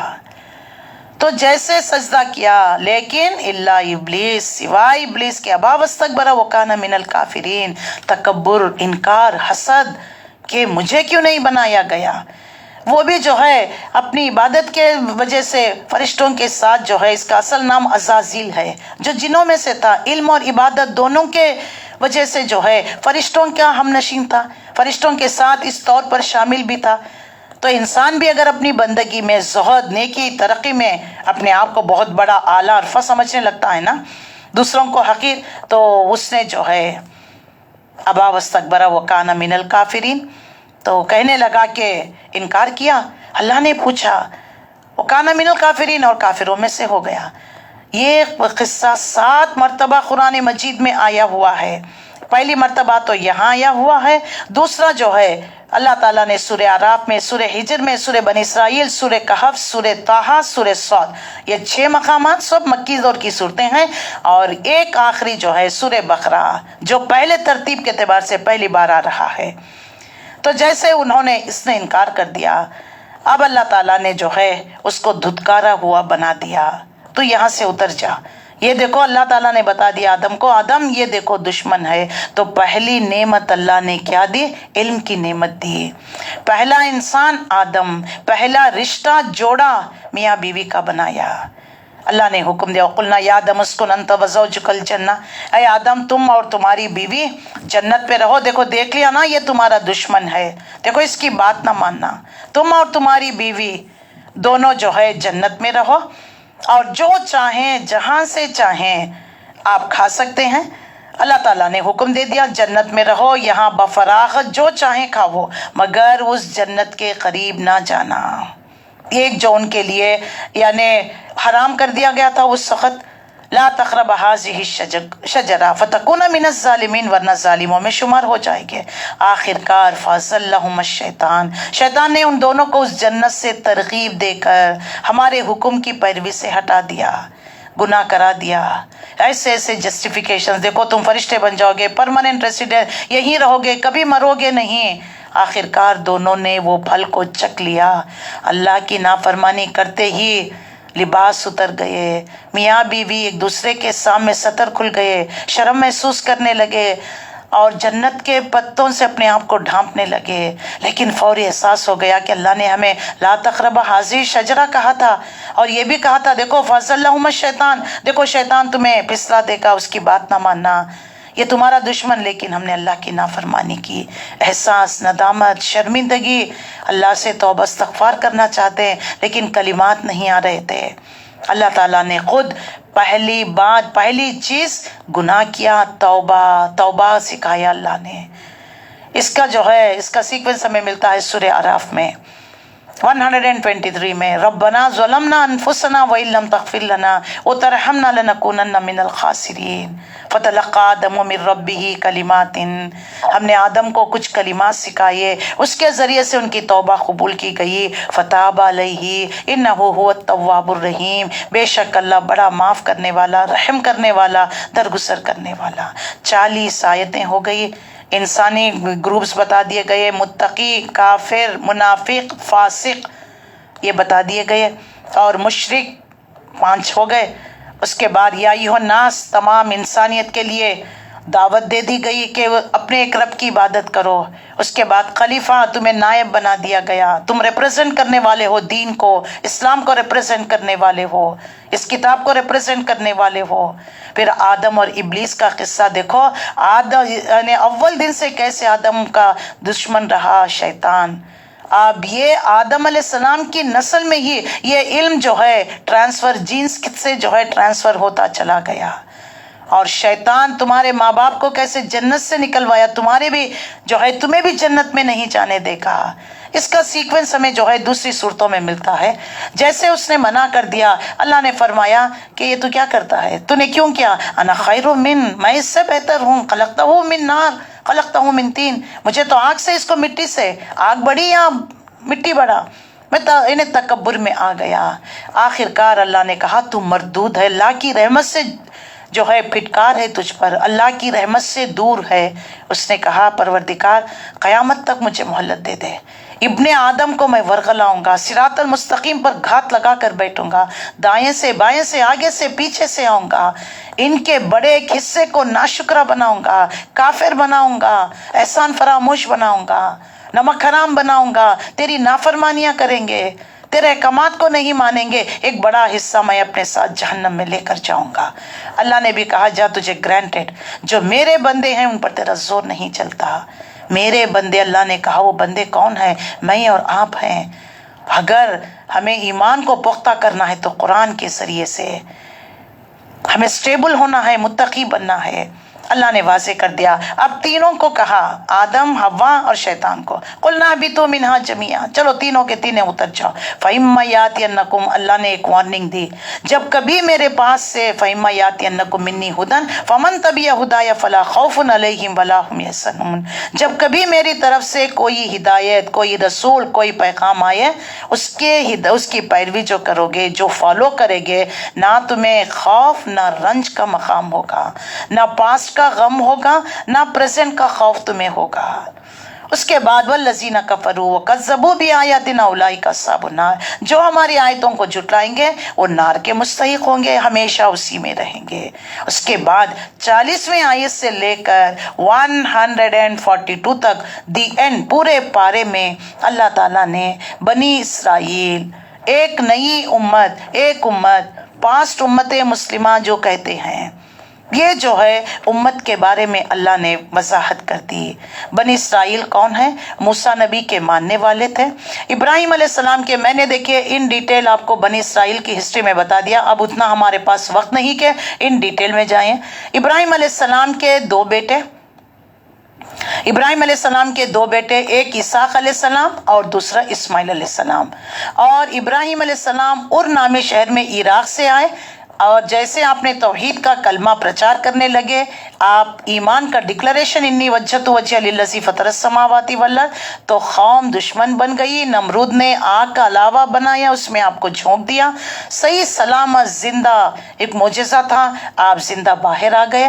قوم آپ کو جو ہے یعنی سنسار کرنے کے لیے تیار ہو گئی تھی، باپ نے بھی کہا کہ تم یا تو باپ دادا کے دین میں آؤ یا نہیں تو تم یہاں سے اس جگہ کو چھوڑ کر چلے جاؤ۔ ار نامی شہر میں پیدا ہوئے، یہاں سے آپ عراق سے آپ ہجرت کرتے ہوئے حران آئے، یہ فلسطین کے علاقے میں آپ داخل ہو گئے، الغازہ جو آج جو کچھ چل رہا ہے آپ سب جانتے ہیں، اور وہاں آ گئے۔ سارہ علیہ السلام 10 سالہ بھتیجا لوط علیہ السلام کو لے کر آ گئے، اور دوسری بیوی 90 سال کے ہو گئے، اولاد نہیں، دوسری بیوی بی بی ہاجرہ علیہ السلام سے پہلے صاحبزادے اسماعیل علیہ السلام پیدا ہوئے۔ اللہ کا حکم ماں اور بیٹے کو لے جا کر سنسان مکے کی وادی میں چھوڑ کر آ جائیں، اللہ کے حکم کی تعمیل کی۔ اب وہاں سے جو اس کے بعد اللہ تعالیٰ نے پہلی بیوی سارہ علیہ السلام کو دوسرا بیٹا عنایت فرمایا، اسحاق علیہ السلام۔ یہ چاروں نبی جو ہے اب یہ چھوڑ کر آئے، وقتاً فوقتاً جایا کرتے تھے۔ اب اس کے بعد دیکھ لیجئے، ابراہیم علیہ السلام 2 بیٹے، اسماعیل بڑے اور اسحاق علیہ السلام دوسرے، اور اسحاق علیہ السلام کے بیٹے یعقوب علیہ السلام، اور یعقوب علیہ السلام کا لقب تھا اسرائیل، اللہ کا بندہ، جیسا عبداللہ ہم کہتے ہیں، انہی کی اولاد کو جو ہے بنی اسرائیل کہلا دیا گیا ہے۔ بنی اسرائیل میں پے در پر اللہ تعالیٰ نے ارض المقدس کہا، مقدس سرزمین فلسطین میں ان کو سکن دیا، یعنی ان کو مقام، ان کو ٹھہرایا، اور جو یحییٰ علیہ السلام، عیسیٰ علیہ السلام اور زکریا علیہ السلام، بی بی مریم علیہ السلام، یہ ان کا مسکن رہا، وہاں پر انبیاؤں کا گڑھ رہا۔ رسول اللہ صلی اللہ علیہ وسلم جب معراج پر تشریف لے کر گئے، براق کا سفر جو تھا، آسمان پر جو ہے سیڑھی کے ذریعے جو آپ نے جو سفر کیا، وہ جو ہے بیت المقدس میں گنبد صخرہ جس کو کہتے ہیں، اس مسجد سے آپ جو ہے معراج پر تشریف لے کر گئے تھے۔ یہ تینوں کے لیے، یہودیوں کے لیے، عیسائیوں کے لیے، مسلمانوں کے لیے مقدس سرزمین، سب مانتے ہیں ابراہیم علیہ السلام کو، مسلمان بھی، یہودی بھی، نصارہ بھی۔ تو یہ جو ہے ابراہیم یعقوب علیہ السلام کا لقب رہا، اور انہیں کی اولاد بنی اسرائیل کہلاتی ہے۔ اور جو ہے آخری نبی بنی اسرائیل کے کون ہیں؟ عیسیٰ ابن مریم۔ اب بنی اسرائیل کا دیکھ لیجئے قصہ کیا تھا۔ موسیٰ علیہ السلام کے زمانے میں فرعون کے دربار میں گئے، مصر کا بادشاہ تھا، وہاں اس نے جو ہے یہ بنی اسرائیل، اب یہ یعقوب علیہ السلام کا لقب، یعقوب علیہ السلام کے جو ہے بیٹے یوسف علیہ السلام، یوسف علیہ السلام بڑے باپ کے چہیتے تھے، پسندیدہ تھے۔ 10 بیٹوں نے جو ہے حسد کیا، لے جا کر کنویں میں پھینک دیا، اور وہاں سے قافلہ آ رہا تھا، اٹھا کر لے کر گیا، مصر عزیز کو بیچ دیا۔ مصر عزیز نے حضرت یوسف علیہ السلام کو اپنے گھر میں رکھا، وہ تمام چیزیں انہوں نے سیکھیں، اور جو ہے مصر عزیز کی بیوی نے ان پر ڈورے ڈالنے لگی، اور نتیجہ اس کے جو ہے 12 سال جیل میں نہ کرنے کی جرم میں جیل میں ڈال دیے گئے۔ اس کے بعد دیکھیے بادشاہ نے خواب دیکھا، اللہ تعالیٰ نے خواب کی تعبیر کا علم، اور بادشاہ کو خواب کی تعبیر بھی تدبیر بھی بتا دی، تو جیل سے رہا کر دیا گیا۔ اور آئے بادشاہ سے کہنے لگے کہ مجھے جو ہے خزانے کی چابیاں دے دیجئے، میں اچھی طرح امین ہوں، میں اچھی طرح جو ہے آپ کے فائنانس کو سنبھالوں گا۔ اب اس کے بعد قحط سالی آئی، وہاں سے کنانہ میں بھی جو قحط سالی پڑی، تو یوسف علیہ السلام کے 10 بھائی غلہ لینے کے لیے آئے، یوسف علیہ السلام نے پہچان لیا، پھر آخرکار بنیامین کو بھی اپنے چھوٹے بھائی کو بلا کر لانے کا حکم دیا، بلا کر لے کر آئے، اس کے بعد کہا کہ میں ہی یوسف ہوں۔ اب جب بھائیوں کو پتہ چل گیا، یعقوب علیہ السلام روتے روتے، ان کی آنکھیں سفید ہو گئی تھی، یوسف علیہ السلام نے اپنا قمیص دیا، جاؤ باپ کے آنکھوں پر ڈالو، بینائی آ جائے گی، اور بنی اسرائیل کو لے کر آنا۔ اس طریقے سے فلسطین سے، کنانہ شہر سے بنی اسرائیل نکل کر یوسف علیہ السلام کے زمانے میں مصر میں آئے۔ مصر میں ان کو بہت عزت کے ساتھ رکھا گیا، کیونکہ ایک تو پیغمبر کے اور نسل سے تھے، خاندان سے تھے، وہ بھی بادشاہ کے گھرانے کے تھے، تو ان کو بہت اچھی طرح عزت سے رکھا گیا۔ لیکن یوسف علیہ السلام کے وفات کے بعد جو ہے کچھ عرصے تک ان کے ساتھ اچھا معاملہ کیا، اس کے بعد باہر سے مشرق قومیں اندر آ گئی، ہیکسوس کنگز جس کو کہتے ہیں، انہوں نے بنی اسرائیل کو مار بھگایا، فلسطین سے نکال دیا، وہاں سے یہ جو ہے منتشر ہو گئے۔ اور اس کے بعد دیکھ لیجئے، اور وہ جالوت اور طالوت کا قصہ ہم پڑھتے ہیں کہ طالوت بادشاہ تھا۔ اب اس کے بعد موسیٰ علیہ السلام کے زمانے میں یہ مصر سے اب فلسطین لے جانے کا تھا، تو یہ قصہ جو ہے یہاں پر بیان کر دیا گیا ہے۔ اور یہ تمام نعمتیں اللہ نے، کیونکہ بہت بڑی قوم تھی، وہ 5 امت مسلمہ، 3 جو ہے ان کے اندر اللہ تعالیٰ نے کتابیں نازل کی تھی۔ کون سی کتابیں؟ تورات، زبور اور انجیل۔ اور دوسرا یہ تھا کہ یہ پے در پر اللہ تعالیٰ نے ان پر نبیوں کو بھیجا ان کے اندر، اور اللہ نے مال، دولت، شہرت، علم، علوم، فنون سب کچھ ان کو دے رکھا تھا، یعنی بہت عروج اور ترقی انہوں نے کیا۔ لیکن جیسے جیسے انہوں نے اللہ کی نافرمانی کی اور اللہ کے ساتھ شرک کیا، بچڑے کو معبود بنا لیا، ان کے جرائم، ان کے کرائمز اللہ نے کھول کر وضاحت کے ساتھ یہاں سے بیان کرنا شروع کر دیا۔ اور جو ہے انہوں نے رسالت میں بھی جو زیادتیاں کرنے لگی، آخرت کا عقیدہ نحن ابن اللہ، ہم تو اللہ کے چاہتے، اگر چند دن کے لیے ڈال بھی دیا گیا تو اللہ کے فرشتے ہمیں نکال لیں گے۔ اس طریقے سے اللہ تعالیٰ ان کے ذریعے ہمیں وضاحت کر رہا ہے۔ دیکھو ان کو امامت دی گئی، ونس اپان اے ٹائم اللہ نے ان کو، یا بنی اسرائیل اذکروا نعمتی التی انعمت علیکم وانی فضلتکم علی العالمین، اللہ تعالیٰ نے ان پر کیا کیا انعامات کی بارش کی، اور جب انہوں نے اللہ کے ساتھ شرک کرنا شروع کر دیا، اللہ کی نافرمانیاں کتابوں میں رد و بدل کر دیا، انبیاء کو ناحق قتل کرنے لگے، دنیا پرستی، قوم پرستی اور اپنے آپ کو بہت سپیریئر، دوسروں کو انفیریئر سمجھنا، یہ تمام مشرکانہ عقائد، توہمات، سپرسٹیشیس ان کے اندر آ گئے۔ تو دیکھ لیجئے، پہلے تو جو ہے طالوت علیہ السلام، طالوت علیہ السلام کے بعد داؤد علیہ السلام، داؤد علیہ السلام کے بعد سلیمان علیہ السلام، ان کے بعد جو ہے یہ بنی اسرائیل دو حصوں میں تقسیم ہو گئی ہے۔ ان کی حکومت، ایک اسرائیل کہلانے لگا، دوسرا یہودا۔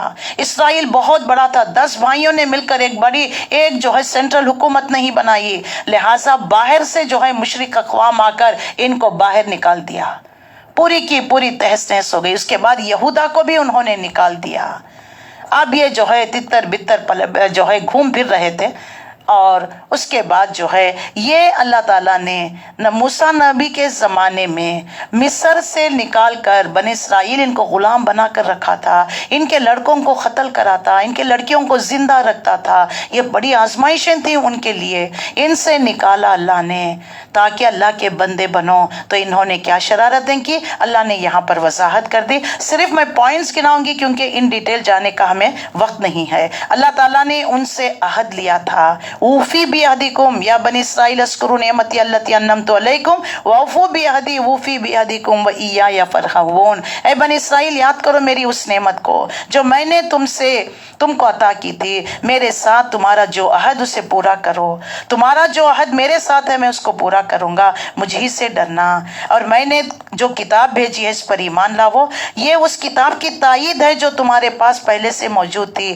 لہٰذا تم سب مل کر اس کو تھامنا، اس کا منکر نہ بن جانا، تھوڑی سی قیمت کے لیے میری آیت کو نہ بیچ ڈالنا، میرے غضب سے بچو، باطل کا رنگ چڑھا کر حق کو مشتبہ نہ کرنا۔ یعنی اللہ کے رسول جو ہے حق پر ہیں، لیکن آپ کہتے ہیں کہ یہ ہمارے لیے نہیں ہے، کتابوں میں تم نے انحراف کر دیا، تمہاری کتابوں میں پیشن گوئی رسول اللہ کے بارے میں، لیکن سب سے پہلے تم ہی انکار کرنے لگے، حق کو جو ہے باطل کا رنگ چڑھانے لگے، اور جو اس کے بدلے میں کیا ہی اچھا ہوتا، نماز قائم کرتے، زکوٰۃ دیتے، جو لوگ میرے آگے جھکے رہے ان کے ساتھ تم بھی جھک جاؤ، تم دوسروں کو تو نیکی کا راستہ اختیار کرنے کا حکم دیتے ہو، اپنے آپ کو بھول جاتے ہو، حالانکہ تم جو ہے کتاب کو پڑھتے ہو، وانتم تتلون الکتاب افلا تعقلون، ہمارے لیے بھی قرآن کو پڑھتے ہیں، سمجھتے ہیں اور ادارے قائم کر دیے، لیکن عمل ابھی بھی ہمارے پاس نہیں ہے، نماز کو وقت کی پابندی کے ساتھ نہیں، خشوع و خضوع کے ساتھ نہیں ہم پڑھتے ہیں، ہمارے لیے بھی ہیں۔ کیا ہم کتاب کو نہیں پڑھتے تو پھر عقل سے کام نہیں لیتے کیوں؟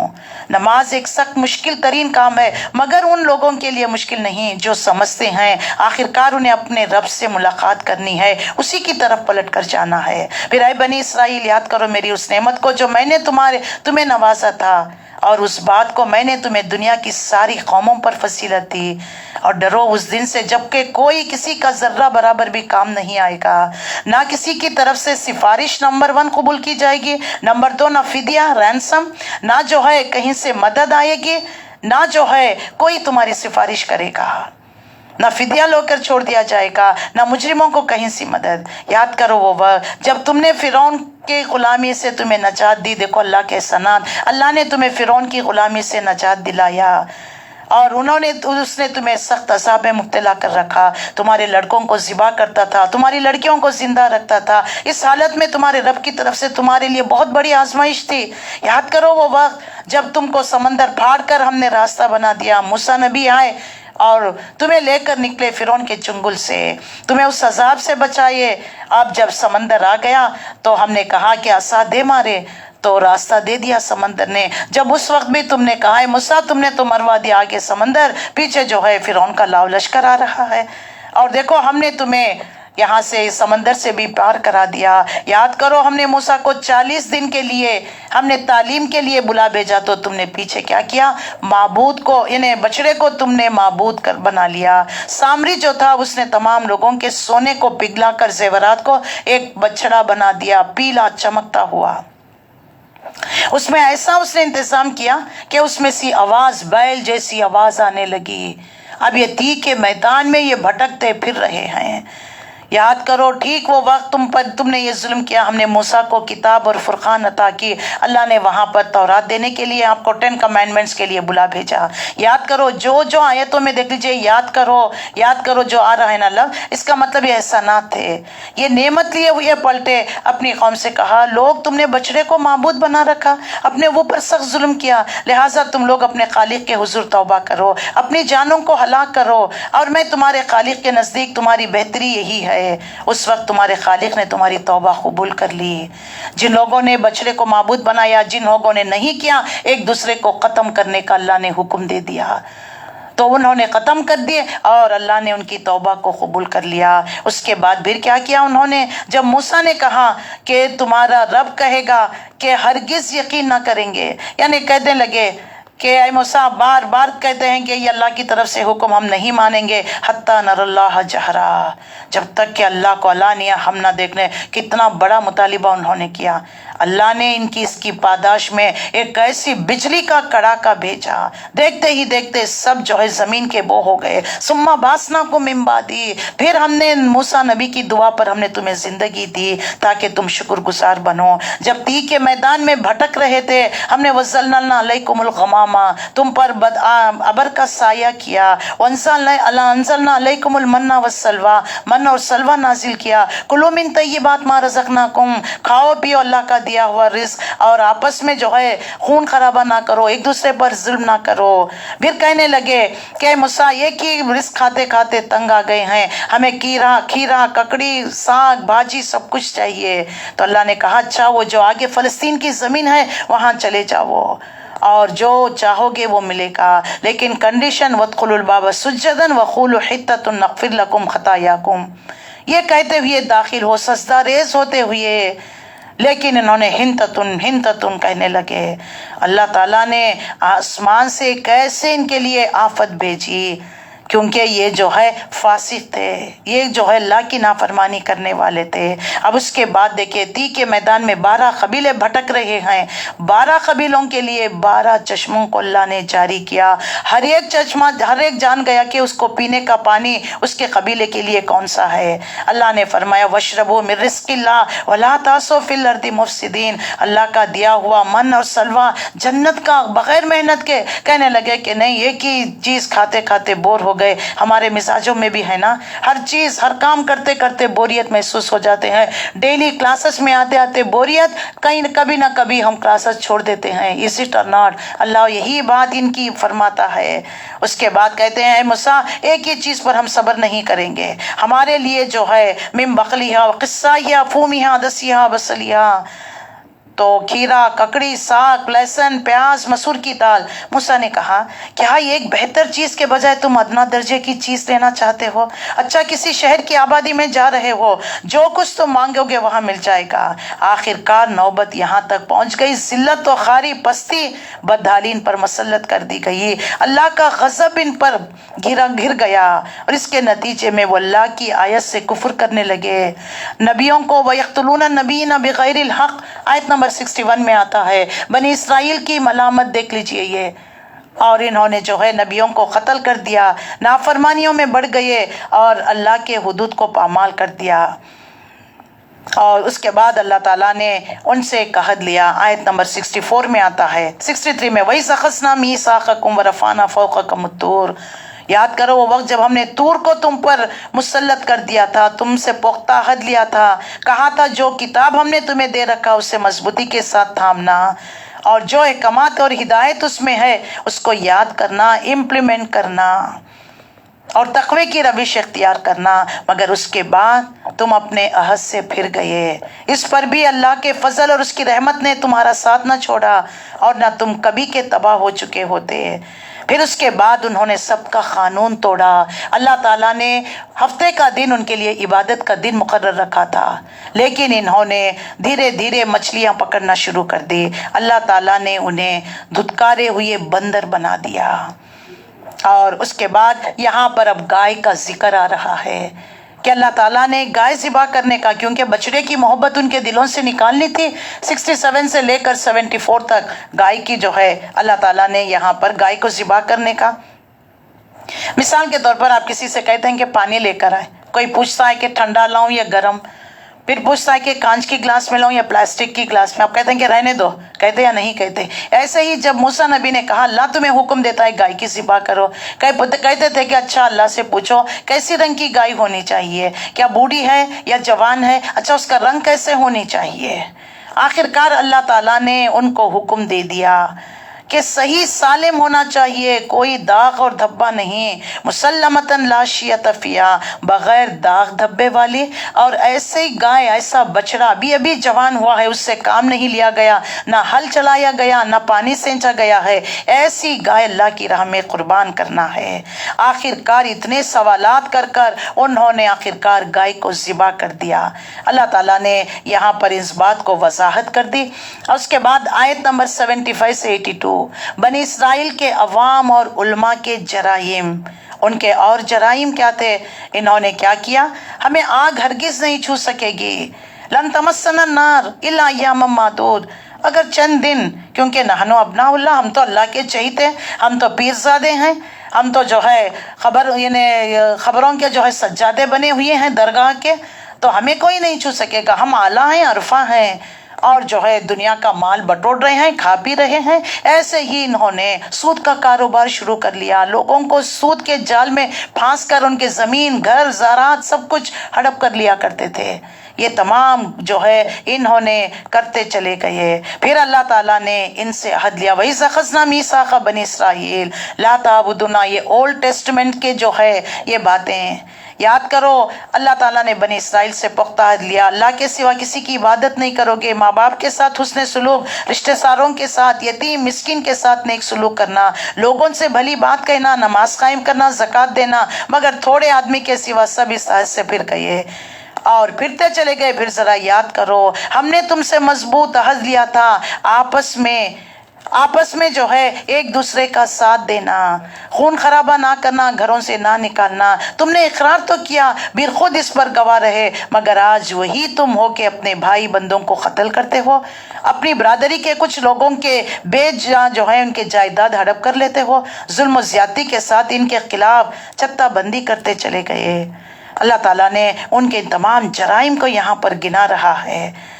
اور اتنا ہی نہیں ہے، عیسیٰ ابن مریم، آیت نمبر دیکھ لیجئے 98 میں اللہ تعالیٰ وضاحت کرتا ہے، عیسیٰ ابن مریم پر شریعت پر جو ہے جزوی عمل کی سزا، یعنی کتاب کے کچھ حصے کو مانتے تھے، کچھ کو نہیں مانتے تھے، افتؤمنون ببعض الکتاب وتکفرون ببعض، اس کے نتیجے میں لا خزی فی الدنیا و یوم القیامت یردون الی اشد العذاب، ہمارے لیے بھی قرآن کے چند حصے پر عمل کرتے ہیں، چند کو ہم چھوڑ دیتے ہیں تو دنیا میں بھی رسوائی، آخرت میں تو شدید عذاب دیا جائے گا۔ اور جو ہے اللہ ان کے جرائم کو گناتے ہوئے، ایک جو ہے ہدایت کے بدلے تم نے گمراہی کو خرید لیا ہے۔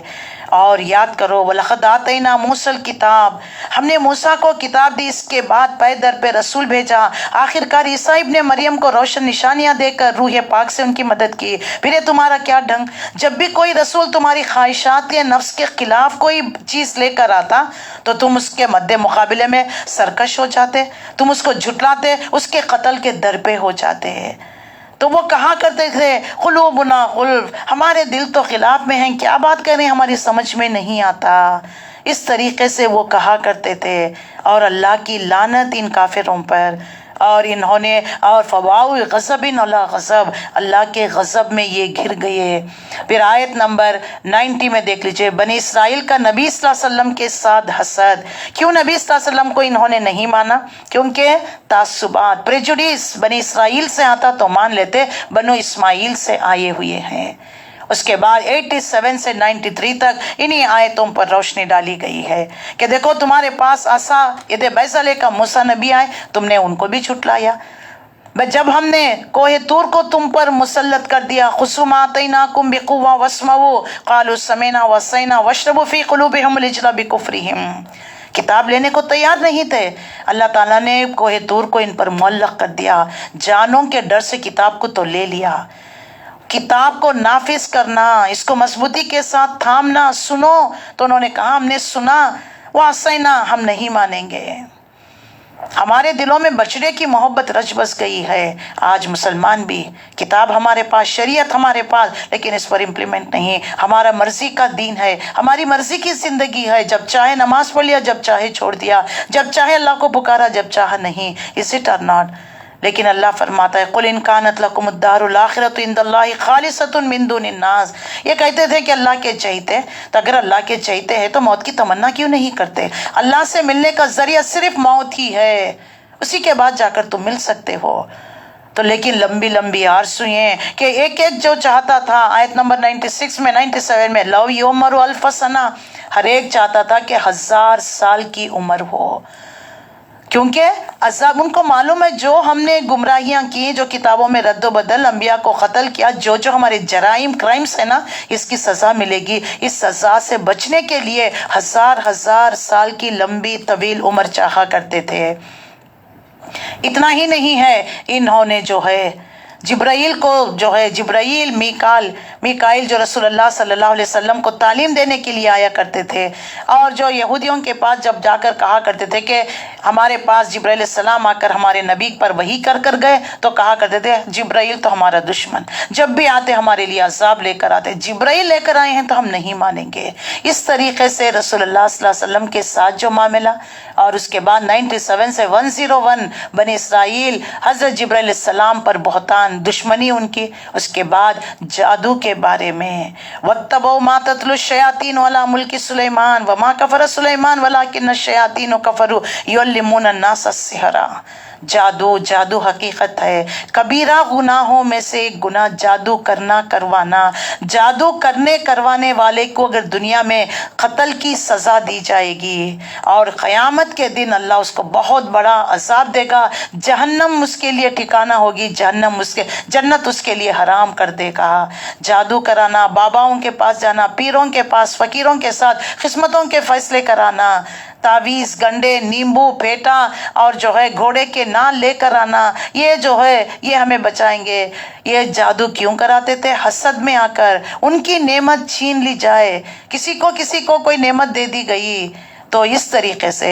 اور کہا کرتے تھے سلیمان علیہ السلام کے قبضے میں اللہ نے جنات کو دے رکھا تھا، اور جنات کے سہارے سے بڑے بڑے لغن دیگ، بڑی بڑی عمارتیں، بلڈنگز بنایا کرتے تھے. اور جو ہے تو کہنے لگے، تو سلیمان علیہ السلام کے زمانے میں جادو عام ہو گیا، ہر گھر میں جو ہے جادو ٹونا ہو رہا تھا. تو آپ نے لوگوں کو بھیج کر وہ کتابیں، وہ تمام چیزیں نکلوائی، اپنی کرسی کے نیچے رکھ کر جو ہے نیچے دبا دیا تھا. جب آپ کی وفات کے بعد جب آپ کی کرسی کو ہٹایا گیا تو اس کے نیچے سے کتابیں برآمد ہوئی. تو کہنے لگے یعنی انبیاء پر جو ہے تہمتیں لگانا ان کی فطرت رہی. ولد الزنا کہا عیسیٰ ابن مریم کو، اور جو ہے بی بی مریم علیہ السلام پر انہوں نے یعنی الزام لگا دیا کہ نعوذ باللہ آپ نے دوسرے کے ساتھ جو ہے اس طریقے سے، یہ ولد الزنا ہے اس طریقے سے. اور سلیمان علیہ السلام جادوگر کہہ دیا، اور جادو کی بنیاد پر آپ نے حکومت قائم کی. یہ ان کے مزاج میں ہی یہ تمام باتیں رہی ہے، یہ ان کی گمراہیاں رہی. اور جو ہے بابل کے شہر میں، عراق میں بابل کے شہر میں ہاروت ماروت 2 فرشتوں کو بھیجا گیا آزمائش کے طور پر. تو یہ لوگ جو ان کے علماء جایا کرتے، یہ یہودی جا کر کہا کرتے ہمیں بھی وہ علم سکھائیے. فرشتوں نے کہا دیکھو ہم آزمائش کے لیے بھیجے گئے ہیں، ہم تمہیں نہیں سکھائیں گے. کہا کرتے تھے کہ ہم وعدہ کرتے ہیں سیکھیں گے، کسی پر امپلیمنٹ نہیں. سیکھنے کے بعد میاں بیوی میں جدائی ڈال دیا کرتے تھے. تو اس طریقے سے انہوں نے جو جرائم کیے اللہ نے وضاحت کر دی. 114 سے 118 تک مشرکین مکہ کے جرائم اللہ تعالیٰ نے یہاں پر واضح کر دیا کہ یہ جب رسول اللہ صلی اللہ علیہ وسلم کے مجلسوں میں آیا کرتے تو کیا کہا کرتے تھے کہ دیکھو رائنا کا مطلب پے یور اٹینشن ٹورڈز اس. رائنا کھینچ کر، تو اس کا معنی نکلتا اے ہمارے چرواہے، اے ہمارے گڈریے. اس طریقے سے تو اللہ نے ان الفاظ کو بدل کر رائنا نہیں انظرنا کہا کرو. رسول اللہ صلی اللہ علیہ وسلم کے ہنسی مذاق اڑایا کرتے، کہا کرتے تھے لا يدخل الجنت الا من كان هودا او نصارى تلك امانيهم قل هاتوا برهانكم ان كنتم صادقين. کہا کرتے تھے کہ ہم جو ہے ہرگز جنت میں جو ہے جائے صرف جنت میں جانے والے کون ہیں؟ یہود اور نصارہ۔ یہ ان کے من گھڑت قصے کہانیاں، کیا اللہ نے ان کو لکھ کر کوئی سٹیٹمنٹ دیا یہود اور نصارہ ہی جنت میں جائیں گے، بنی اسرائیل ہی جنت میں جائیں گے؟ اگر تم اپنے دعوے میں سچے ہو تو لے کر آؤ دلیل۔ بلا من اسلم وجهه لله وهو محسن فله اجر عنده ربه ولا خوف علیہم ولا هم يحزنون۔ یہودی کہتے ہیں کہ عیسائی کے پاس کچھ نہیں، عیسائی کہتے ہیں یہودیوں کے پاس کچھ نہیں، حالانکہ دونوں ہی کتاب کو پڑھتے ہیں۔ اس قسم کے دعوے ان لوگوں کے بھی ہیں جن کے پاس کتاب کا علم نہیں۔ یہ اختلافات ہیں جن میں یہ لوگ مبتلا ہیں، اس کا فیصلہ اللہ قیامت کے دن کر دے گا۔ آج کیا مسلمان کم ہیں؟ ہم اہل حدیث، ہم جو ہے بریلوی، ہم جو ہے حنبلی، ہم مالکی، ہم حنفی، ہمارا مسلک دیکھیے، ہم اعلیٰ، ہم عرفہ، تم ادنا، ہم جنتی، تم جہنمی۔ کیا آج یہ تمام چیزیں نہیں ہو رہے ہیں؟ اللہ فرماتا ہے نہ یہودیوں کے پاس کچھ ہے، نہ عیسائیوں کے پاس کچھ ہے۔ جو حق بات کہتا ہے، جو حق لے کر آتا ہے، جو آخری نبی کو ہم نے حق دے کر حق کے ساتھ بھیجا ہے، اِنَّا أَرْسَلْنَاكَ بِالْحَقِّ بَشِيرًا وَنَذِيرًا وَلَا تُسْأَلُ عَنْ أَصْحَابِ الْجَحِيمِ وَلَن تَرْضَىٰ عَنكَ الْيَهُودُ وَلَا النَّصَارَىٰ حَتَّىٰ تَتَّبِعَ مِلَّتَهُمْ قُلْ إِنَّ الْهُدَى اللَّهِ هُوَ الْهُدَىٰ۔ 120 میں اللہ تعالیٰ نے وضاحت کر دی، اگر ہدایت ہے تو اس کلام میں ہے، اس قرآن میں ہے، اس کے سوا کہیں بھی نہیں ہے۔ اللہ نے وضاحت کر دی ہے، داعی کا کام حق پہنچانے کے سوا کچھ اور نہیں ہے۔ 121 میں تلاوت کلام پاک کی اہمیت کو واضح کر دیا گیا ہے۔ الذین آتیناہم الکتاب یتلونہ حق تلاوتہ، اس کا حق ادا کرتے ہوئے تلاوت کیا کرو۔ اولئک یؤمنون بہ، اسی پر ایمان لاتے ہیں۔ ومن یکفر، جو کوئی انکار کیا، فاولئک هم الخاسرون۔ پھر یا بنی اسرائیل اذکروا نعمتی التی انعمت علیکم وانی فضلتکم علی العالمین، 2 مرتبہ یہ آیت 123 میں اور 43 میں بھی اللہ نے پھر ان کا جو ہے خاتمے کا کلام فرما رہا ہے۔ اس کے بعد 124 سے لے کر اللہ تعالیٰ نے بنی اسرائیل کو وضاحت کر دی، وَاتَّقُوا يَوْمًا لَا تَجْزِي نَفْسٌ عَن نَفْسٍ شَيْئًا وَلَا يُقْبَلُ مِنْهَا عَدْلٌ وَلَا يَنفَعُ شَفَاعَةٌ وَلَا هُمْ يَنصَرُونَ۔ 4 چیزیں، کوئی جان کے بدلے کوئی جان نہیں دے گا، کہیں سے فدیہ نہیں، کوئی جو ہے تمہارے حق میں سفارش نہیں، کہیں سے تمہیں مدد نہیں ملے گی، یہ تمہارا زام سب کچھ ختم ہو جائے گا۔ اور آخری میں 124 سے جو 20 آیتیں ہوتی ہیں جس سے یہ پہلا پارہ مکمل ہوتا ہے، ابراہیم علیہ السلام کا قصہ ہے، اور جو ہے اس میں خانہ کعبہ کی تعمیر جس کا کنٹینیویشن سورہ بقرہ 2 پارے میں بھی شروع ہوتا ہے۔ تو انشاءاللہ العزیز ہم آیت نمبر 124 وَإِذِ ابْتَلَىٰ إِبْرَاهِيمَ رَبُّهُ بِكَلِمَاتٍ، وہاں سے ہم شروع کریں گے۔ خانہ کعبہ کی تعمیر ہے۔ تو اس طرح سورہ فاتحہ میں اللہ کی توحید، رسالت، آخرت، 3 باتوں پر زور دیا گیا ہے، اور سورہ بقرہ میں رسالت، نبیوں کا ذکر آیا ہے۔ بنی اسرائیل وہ قوم تھی، انبیاء کی قوم تھی، ان کا ذکر، ابراہیم علیہ السلام کا، پھر محمد رسول اللہ صلی اللہ علیہ وسلم کا۔ اور سورہ بقرہ میں یہودیوں کے بارے میں، بنی اسرائیل کے بارے میں پوری وضاحت، جو اس کے برخلاف سورہ آل عمران میں اللہ تعالیٰ نے نصارہ کے بارے میں۔ تو الحمدللہ اس طریقے سے ان کے جرائم، ان کے کرائم، ان کی چارج شیٹ اللہ نے بتا دیا ہے۔ اور ہمیں سنانے کا مطلب، ہمیں پڑھائے جانے کا مطلب، دیکھو یہ ونس اپان اے ٹائم امت مسلمہ تھی، نعمتوں سے ان کو نوازا تھا، ان کو جو ہے اللہ تعالیٰ نے امت وسط بنایا تھا۔ انی فضلتکم علی العالمین، اے مسلمانوں آج ہم نے تمہیں انی فضلتکم علی العالمین بنایا، تمہارے پاس تیل ہے، تمہارے پاس ہر قسم کے کھان ہے، مالدار ہے امت مسلمہ، لیکن اس کے باوجود تمہارے اندر بھی یہی برائیاں آ گئی ہیں، تو تمہارا بھی حشر ایسے ہی ہوگا۔ تم وہ آخری امت ہو جو تمہیں چھانٹ لیا گیا تمام انسانیت میں سے، تمہیں ایک گروپ کی شکل میں تشکیل کی گئی ہے تاکہ تمہارا کام نیکی کا حکم دے، برائی سے روکنا۔ یہ کام تمہیں کرنا تھا، لیکن تم بھی دنیا داری میں ملوث ہو گئے، تم بھی دنیا کمانے میں ہو گئے، تم نے اپنے مشن کو پیچھے کر دیا۔ تو دیکھو ان کا حشر کیا ہوا، انہوں نے سب کا قانون توڑا، تم بھی جمعے کے قانون کو توڑتے ہو، صرف پڑھتے ہو تو جمعے کے ایک دن نماز پڑھتے ہو، باقی دنوں میں نماز نہیں پڑھتے، اور وقتی طور پر مسلمان بنتے ہو، وقتی طور پر کلام کو پڑھتے ہو، رمضان میں جتنا جم کر پڑھتے ہو اور غیر رمضانوں میں قرآن کو لپیٹ کر کس کر اوپر چڑھا دیتے ہو۔ یہ کیا تمہارا کیا رویہ ہے، کیا طریقہ کار ہے؟ اللہ تعالیٰ نے ان کے جرائم، انہوں نے تو قتل کر دیا، تم اللہ کے نبی کی سنت کو قتل کر رہے ہو، جانتے بوجھتے اس کو امپلیمنٹ نہیں کرتے، اور اس کو اسلام کو امپلیمنٹ کرنا، اس کو فالو کرنا دکھیانوسی سمجھتے ہو، آؤٹ ڈیٹڈ سمجھتے ہو، لیکن تم دین اسلام کو اپنا لو گے، قرآن کے مطابق زندگی گزارو گے تو آپ جو ہے اپ ڈیٹڈ رہیں گے ہمیشہ۔